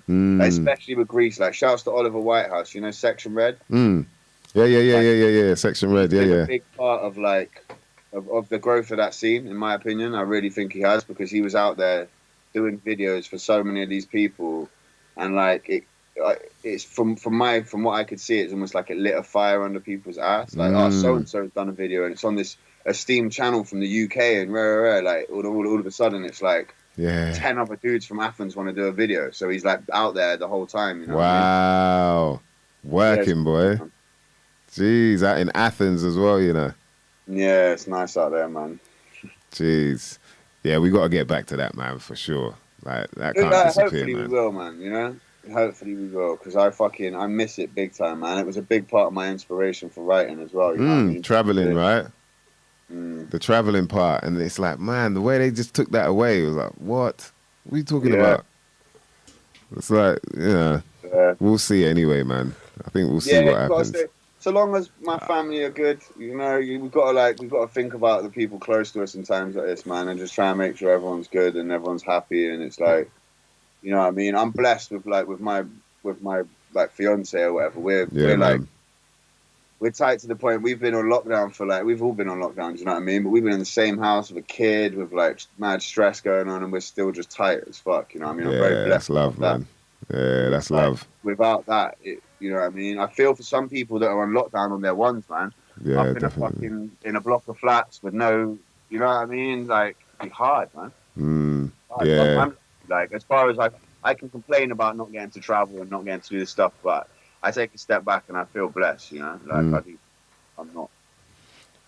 Yeah, I mean, that's part of why we even started doing this, is because, like, we could see there was quite a few people out there thinking the same way, but then you feel like you're on your own. Like you said, some people are having their quarrels with actually family, you know, close ones and all that, and then starting to feel like they're on their own and like, right, am I going mad for real or whatever? But it isn't that way. Like, you know, like we've been saying to people, you're not on your own, because there's a bunch of other people out here, trust, that feel the same way, you know. And it's tricky because it's like, as I'm learning, you kind of got to navigate through the world a bit differently as well. You can't be, you know, what I've learned is I can't really be pissed off with people if they're really scared. You know, there's a lot of people out there that are really scared, and that's why they can't really think straight, or they're not willing to kind of take a deep breath. Do you know what I mean? Like, and try and really get some clarity on what's going on around them. Yeah. That's the sad part, is you feel like you're with zombies. But yeah, it's hard, man. It's hard finding a balance of being like trying to fucking shake someone awake and like not being overbearing, like exactly. say people are with you and your beliefs, you know what I mean? It's a really fucking weird line of like, how far do you let people be like nonchalant to the whole situation? Like, is the nonchalance of like everyone, is that going to be the downfall? Do you know what I mean? Because there's not enough people that are speaking out. It's hard, man. It's a fucking fine line we're all treading. Yeah, you for know sure. What I mean? If you're in like positions like you guys are, or like, you know what I mean, slightly think a different way to narrative. It's a very fine line you're treading, man. Yeah, it is. But you know, I think to just sit back and watch it happen, I think is not really the way to go about it, regardless. Do you know what I mean? Like, I think it's obviously going to upset some people, but, you know, when you can kind of see, when you can see what's happening, and there's a bunch of other people that can as well, if we all stay silent, that's way worse than a few of us. Do you know what I mean? Than a few of us saying something. And I just think people, I do think it is a matter of time, you know, like, there are some people I could tell, like, I've probably got to really sit down with them and go through, you know, bits of, you know, literature and videos and whatnot, and then for them to kind of even open up a little bit about it. But I think, like, you know, what we're all worried about is just how soon that's going to happen. It's like, well, come on, man. Like, what are you lot waiting for, man? Every day is some new next piece of, you know, some next bit of mist to just kind of, oh, yeah, Afghanistan now, you know, like, there's always just some extra bit of this and that. But when it comes down to what the real problem is, you know, that's what we got to be looking at. And the longer you take, the worse it is for us. It's hard, man. It's hard. But, you know what I mean? Like, the more things like you guys doing this, and the more it's, I think talking about it, if we could all talk more, it'd be better, man. The world would be a better place. That's exactly it. Without the emotion, man, you know what I mean? If people could learn, like, to talk without so much emotion, it would be a lot easier. The emotional attachment. This is the fuck up of the world, man. The emotional attachment. As soon as it's like, oh, that means something to me. Because, yeah, and then it's like, wham, wham, wham. You know, people are just pissed off. They don't even want to admit they're pissed off. No, I'm cool. I'm cool. No. But why are people emotionally attached to something? I mean, yeah, that's a really good question. Like, some people don't have a reason, but it's like their belief. It's been their belief since they can remember. And so for them, it's like, oh, and they'll start arguing the point, and it's like, yo, yeah, but okay, that's, you know, if that's something you believe in, but why are you getting angry about it? And that's where the emotion, in my opinion, the emotional attachment kind of, it starts to lean to, you know, the side of like, whoa, okay, this is getting extreme now. This is not just so I'd argue the reason people get emotionally attached, or the reason people get emotional in conversations or arguments, is because they're not allowed to talk about something. So by not allowing people to talk about something in society, because we have a society that blocks people talking all the time. So they then feel like when they do get a chance to talk, they haven't ever. It's like you're saying earlier on about fighting. If you don't ever fight, when you do finally have a fight, you're just going to fuck up, and you're going to be all over the place. Your adrenaline's going to be just making you do stupid things and putting yourself in danger. But the more you've experienced that situation over and over again, the more control you can have over your adrenaline, your emotions, or whatever it is. You know, it's the same thing. Adrenaline is emotion. It's the same thing. You get emotional. You know, some people piss themselves when they get in a fight because they haven't had enough fights. And it's the same with certain topics that people talk about. They get emotional, I think, because they're not allowed to talk about it. So when you do get around to talking about it with them, they're very passionate. They're passionate, Yeah, that's a good point. Sure. Yeah, it is like that as well for a lot of people, I reckon. So we have to look at like what it is in society that actually prevents people talking. Well, this is what he's saying. Exactly what it's like. You know, the whole point of this is like, the more people talk, the more, you know, whether other people want to get involved or they listen, but at least they've got a bit more clarity as to how individuals are thinking, as opposed to, what is it on a collective level? Because that's all they're getting on the sort of mainstream thing. Is like, collectively this, collectively that. And it's like, how real is that? Do you know what I mean? When you're putting everyone in, or you're having certain faces on the screen telling me this, that, and the third, like, well, yeah, that's someone you handpicked to put there, you know, to say all of that. So it's also funny because we live in a time when, like, it's actually the easiest time ever to talk to someone. Yeah, you're not actually talking a lot of the time. You're typing, so emotion is lost. Like, the emotion is there, but you don't know. You can't say so. I could write a sentence and you could read it 5 different ways. You know what I'm saying? But you can talk to someone from the other side of the world online, but there isn't real conversation. Like, the art of real conversation is kind of gone. Yeah. To that extent. Yeah, definitely. It's, you could sense that as well when you talk to certain people. It's like, oh wow, they're not relaxed. It doesn't feel like they're really in a sort of grounded state where they can hold a proper conversation, you know. And you know, sometimes I'm like, yo, let them talk, man. They just need to get it out, you know. Yeah. Because it's like you're saying. There's sometimes people don't get to talk, so that's why they need to let loose, and everybody does, you know, at some point. So maybe that's that balance there. It's like allowing someone to just, you know, get it off their chest type thing. Yeah. But you're more saying they place a value on that thing. Yeah, that's what I'm saying. They place a value on something, so they've got an emotional attachment to it. Yeah. And that's yeah. fine. I don't care about what people place an emotional value on. If you care about what people place an emotional value on, maybe you've got the emotional problem. Because there's nothing wrong with emotions. Actually what the world is suffering from is a lack of emotions. So we live in a sort of almost like a psychotic society where emotions are pushed away and you're not actually allowed to really experience emotions as they actually exist in your body.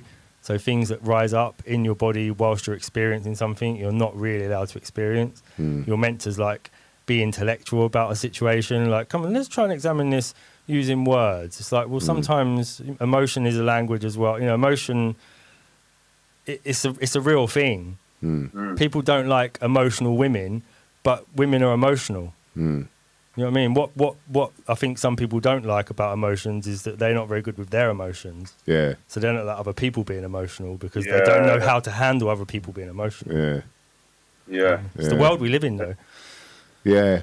And I think the other side is like there are people, like sometimes it's like, for me, it's when it's an emotional attachment to, it's like, okay, in the big scheme of things, that doesn't really, like, you shouldn't be that angry about that.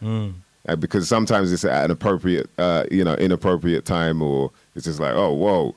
And that's what the part, I think that's where there needs to be a balance in terms of when it's time to strike, when it's time for, you know, things to get heated about a certain topic or whatever. That's when it's like, oh, right, so it's even gone out of, even just us sorting out whatever we got to sort out has gone out the window now. This thing is more of a thing, you know, at this precise time. It's like, oh, right. And so, yeah, it can be tricky, man. But, yeah, the thing is people need to talk. That's the bottom line, man. Shout out to Connie GMK in the building. Yeah, shout out to IBMCs. Of course, Barry O, Mr. Green, Yamar, Ken F. People getting involved, boy. Kenny Rebel. Yeah, man. There's a few other heads in there as well. I'm going to have to wrap up soon because I'm starting to, like, sink down into my seat and that. Yeah, man, all good, bruv, man. Bruv, it's been a good chat, man. Yeah, it has, man. Thank you for fucking having me on, man. Thanks for coming through, bruv. We got to do it again, man. Anyway, you know what I mean? Like, yeah, we should talk about music come back stuff. in like 4 or 5 months or something, yeah, and see where the state of everything is at then. Should we do a quick prediction of what you think? What do you think, Rez? What do you reckon the world's going to be like in? Let's not say 5 years. Let's say 5 months. What do you think? In 5 months, yeah. Yeah. I reckon we're going to have like vaccine passports in full swing. They're going to be pushing hard for people that ain't vaccinated. There's going to be some serious guilt going on for people who haven't been jabbed. I know that for sure. And I think we might even be in lockdown. Because they're talking about that in fucking October, aren't they? What's October from now? Next month. Yeah, about 3 weeks. So what about, you reckon... Another lockdown for Christmas? Fuck knows, man. That's what I mean. Like the whole, I am finding it hard to know. I know where I'm going to be in 5 months, but where the fucking world's going to be is like, Jesus. What do you reckon, Mice? What do you reckon? 5 months. So 5 months. We're talking around mid-winter, innit? What is it now? 9th September. So September. It's February. Yeah, beginning of February. Yeah, so right, see it there. So, boy, I reckon, yeah, it's probably going to be lockdown, new variant, one more space journey. Yeah. Yeah, innit? And possibly, what else? I'm trying to think of something outlandish. It's probably going to come in. Okay. Yeah, someone... Nah, I don't know about that, actually. I'm intrigued, man. I feel like someone like up there, someone big is going to stand down. There's going to be like some kind of stand down of something quite major. That's going to make people go... But I don't know exactly what it is. So we'll leave it there. Dot. I'm gonna give. So D. What do I think? At the moment, just that it's going to be really cold in 5 months' time. Probably colder than it was last year. And I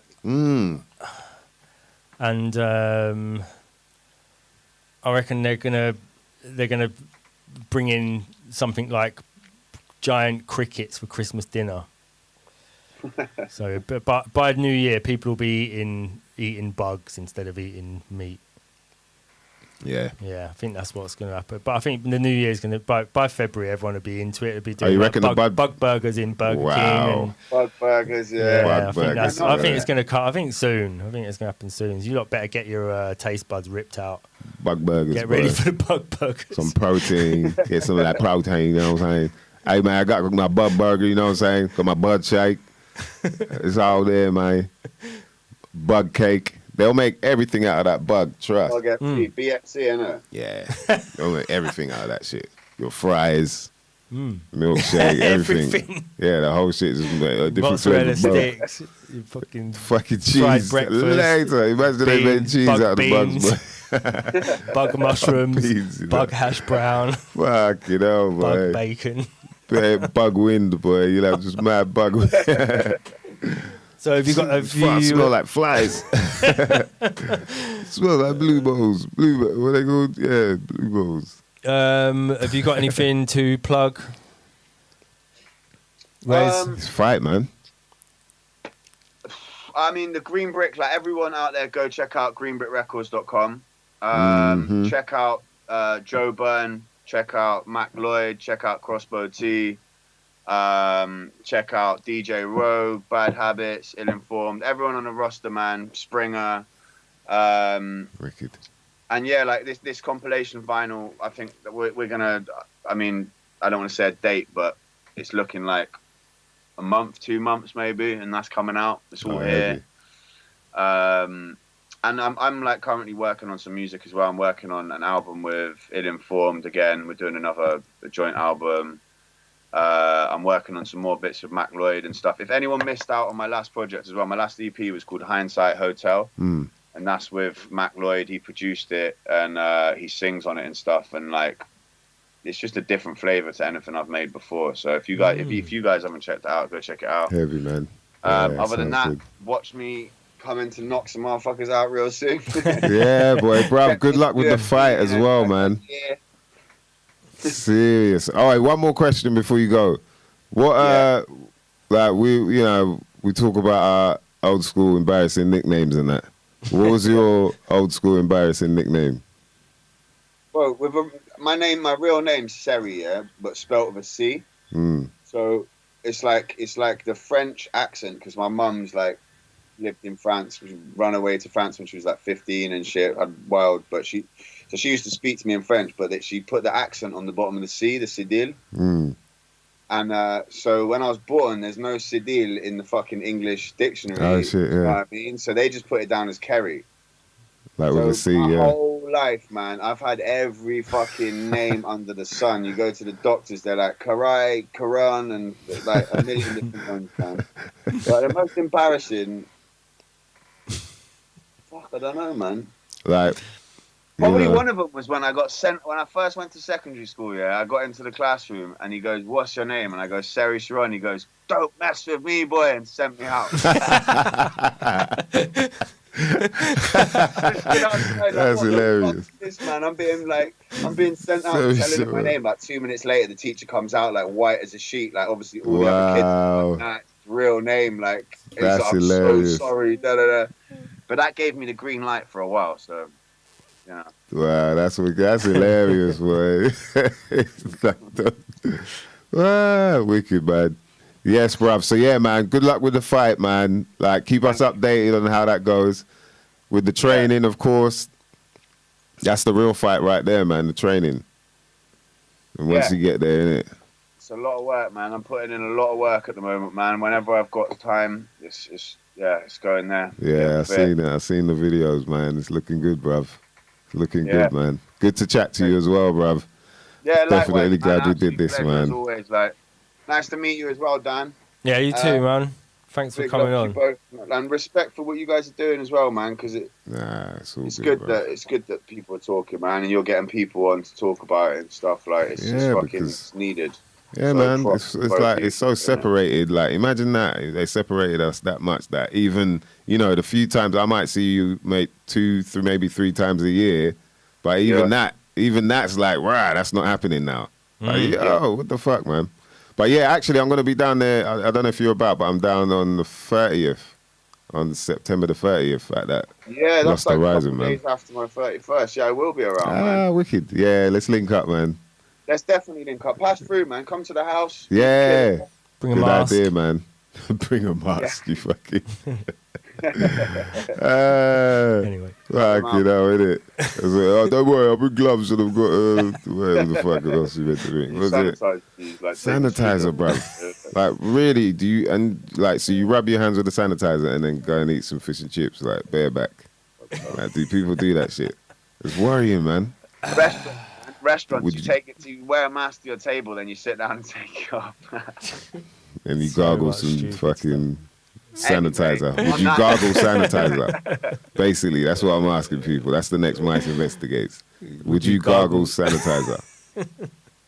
You know what I mean? I mean, there's people that are, man, on park benches around the corner right now. Someone's drinking Real that talk, shit. They boy. want their money for the body. Like. Yeah, that's hilarious, man. I feel like that happened in there was like, is it Chopper, the movie, or I might have read it or something in a book, but where that's what they were drinking. They were drinking like, because it had the alcohol in it, they were drinking, cleaner, like surface cleaner and shit like that. That shit Fucking hell. mouthwash as well. Isopropyl is fucking pure alcohol, man. Like, that's a surface cleaner, isn't it? You get block up on that shit. Imagine the hangover off that, boy. Fucking hell. Woof. Wounded. Rez is like, yeah, I ain't even gonna talk about it, bro. Wicked, bruv, man. All right, let's catch up soon, man. Good to speak to you, King. Big love to you both. Love man. to you too, man, and the family. Yeah, man. Yeah, likewise, man. Thank you We'll very link up much. soon. Well, I'll see you in a couple of weeks then, yeah? Yeah, definitely, man. Blessed for that. I'll speak to you in a bit, brother. Let's do this again in 5 months. Yeah, boy. Let's see where the See predictions whose take predictions us. got. Yeah, that's it. Yeah, someone said aliens. I think Yamor was talking about it's got to be aliens. I was like, wow, boy, it could be that, boy. Yeah, You know what I mean? All right. Operation Bluebeam shit. All right. Big Yes, love, man. man. All Bless right. you. Bless, brother. Have a good night, yeah? Take Yeah, care. man. And you, You too, King. bub. Take care, man. Peace. Yes, man. Yes, ladies and gents. That was Res One right there, man. Good chat with my brother, boy. Jeez. Split profits in the building. And he went in as well. He definitely dropped some shit we might never have known nothing about. And looking at the time, I think we might round it up and maybe do the Mice Investigates next week. What are you saying about that? Mm-hmm. Makes sense. Shout out to the crew that got involved, man. Shout out to Nicole Kisser, Peter Lewis Kisser. You know what I mean? The Kisser couple. Got to make sure we send some love to them for sure. All the crew that were locked in, man. You know we love you. Shout out to Kid Turnip. Rez, see, that's the shit I like there, man. You know, he saw something he wanted to do and he went and done it. There's no long talk. Just get into it. Just do it, man. Like all the chat. It's like, yeah, that's cool, but bruv. And then 9 months later, look, he's in love with that shit, man. And that's beautiful to see. Yeah. Especially getting into a sport like that. Because it just has you thinking, man, so much. Right? There's so many different levels to, like he was talking about. Different levels to what you can sharpen and accomplish, and then when you start to see these things are linked up as well, once you get to a certain level, it's like, wow. Yeah, definitely something I want to see him progress at, man. So yeah, it's good to see. But yeah, where we at now? All right, Kenny okay. Rebel, lad at school, drank Old Spice. Old Spice. Oof. Later. People drank that shit. Tipex thinner. Do you remember people used to do Tipex thinner? Yeah. Ah, Yeah, we've all been there, man. that was all been hairspray. there. Girls used to love hairspray. People getting what hairspray? Where they do it, spray it on their thing, and then Oh shit! Wow. I never understood all that stuff. Hairspray, even the balloons thing. I've tried the balloons thing, but even that just makes me feel it feels cheap. Feels like the sort of thing you would have done when you was a kid. You know, when you do it, you feel like this is like something kids do. You know what I mean? The balloon gas thing or whatever it is. Balloon is kind of weird, man. Yeah, the whole feeling of it's just a bit like, I feel like I've just been spinning round in a playground. For like 10 seconds. That's exactly it. Yeah, that's exactly it. I was like, is that it? Buzz. That's the whole. I Kid was buzz. like, man, I don't want to feel like that, man. No. Yeah, I'm cool, man. I'm cool with everything just being like upright Straight. and not. Yeah, there ain't no spinning going on and all that. Being on the floor. For 20 seconds, like 10, 15 seconds, it's like, bruv, is that? I was quite shocked. Like, okay, so this is what all the hype is about. Yeah. Wow. Yeah, I don't know, man. Quite weird. But yeah, you know, each to their own. Do you know what I mean? Yes, that's it. Yeah. It's kind of weird when you see, like, you know, the floor, like, there'd always be like a corner of the street and the whole floor is just covered in them little pellets. Yeah, where people Like, just wow. empty them out their car. Yeah, it looks like it's been some sort of crime overnight. It looks like there's the remaining shells of like some sort of attack, like gas attack. Yeah, it's funny, man. Jesus. I know some of these lot are probably on them. What, the balloons now? Yeah, I think these lot are on the balloons boy. right These lot now. are looned up right now, boy. Hey, bruv, loons. Got any loons? Put a Like, picture of what? a balloon in the chat if you're on the balloons right now. Yeah, someone's See, some of probably you are that on shit. fire right now. If you're putting fire pictures up. Someone got an emotional attachment to balloons when we're talking about it like that. They're about to fire off now. Yo, hilarious, man. Yeah, man. All right, mother lovers. We're going to love you and leave you. 'Cause it's about that time. Mr. Green wants a rhyme. He wants a verse from you. If you Oh, Mr. Green. Right, is that you going on? Put me on the spot, yeah? it's up to you. He's saying he wants a rhyme. What should I give him then? Trying to think of something. Hey.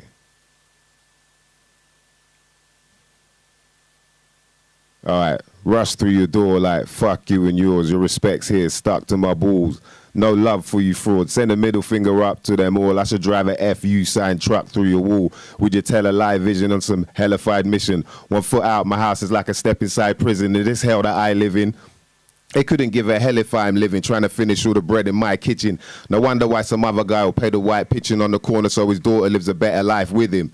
Through every bit of life, he'll forever try winning just to get a little slice of the devil's pie in him, and it's getting quite sickening. The more we see tomorrow is the more we need to borrow, so we always seem to follow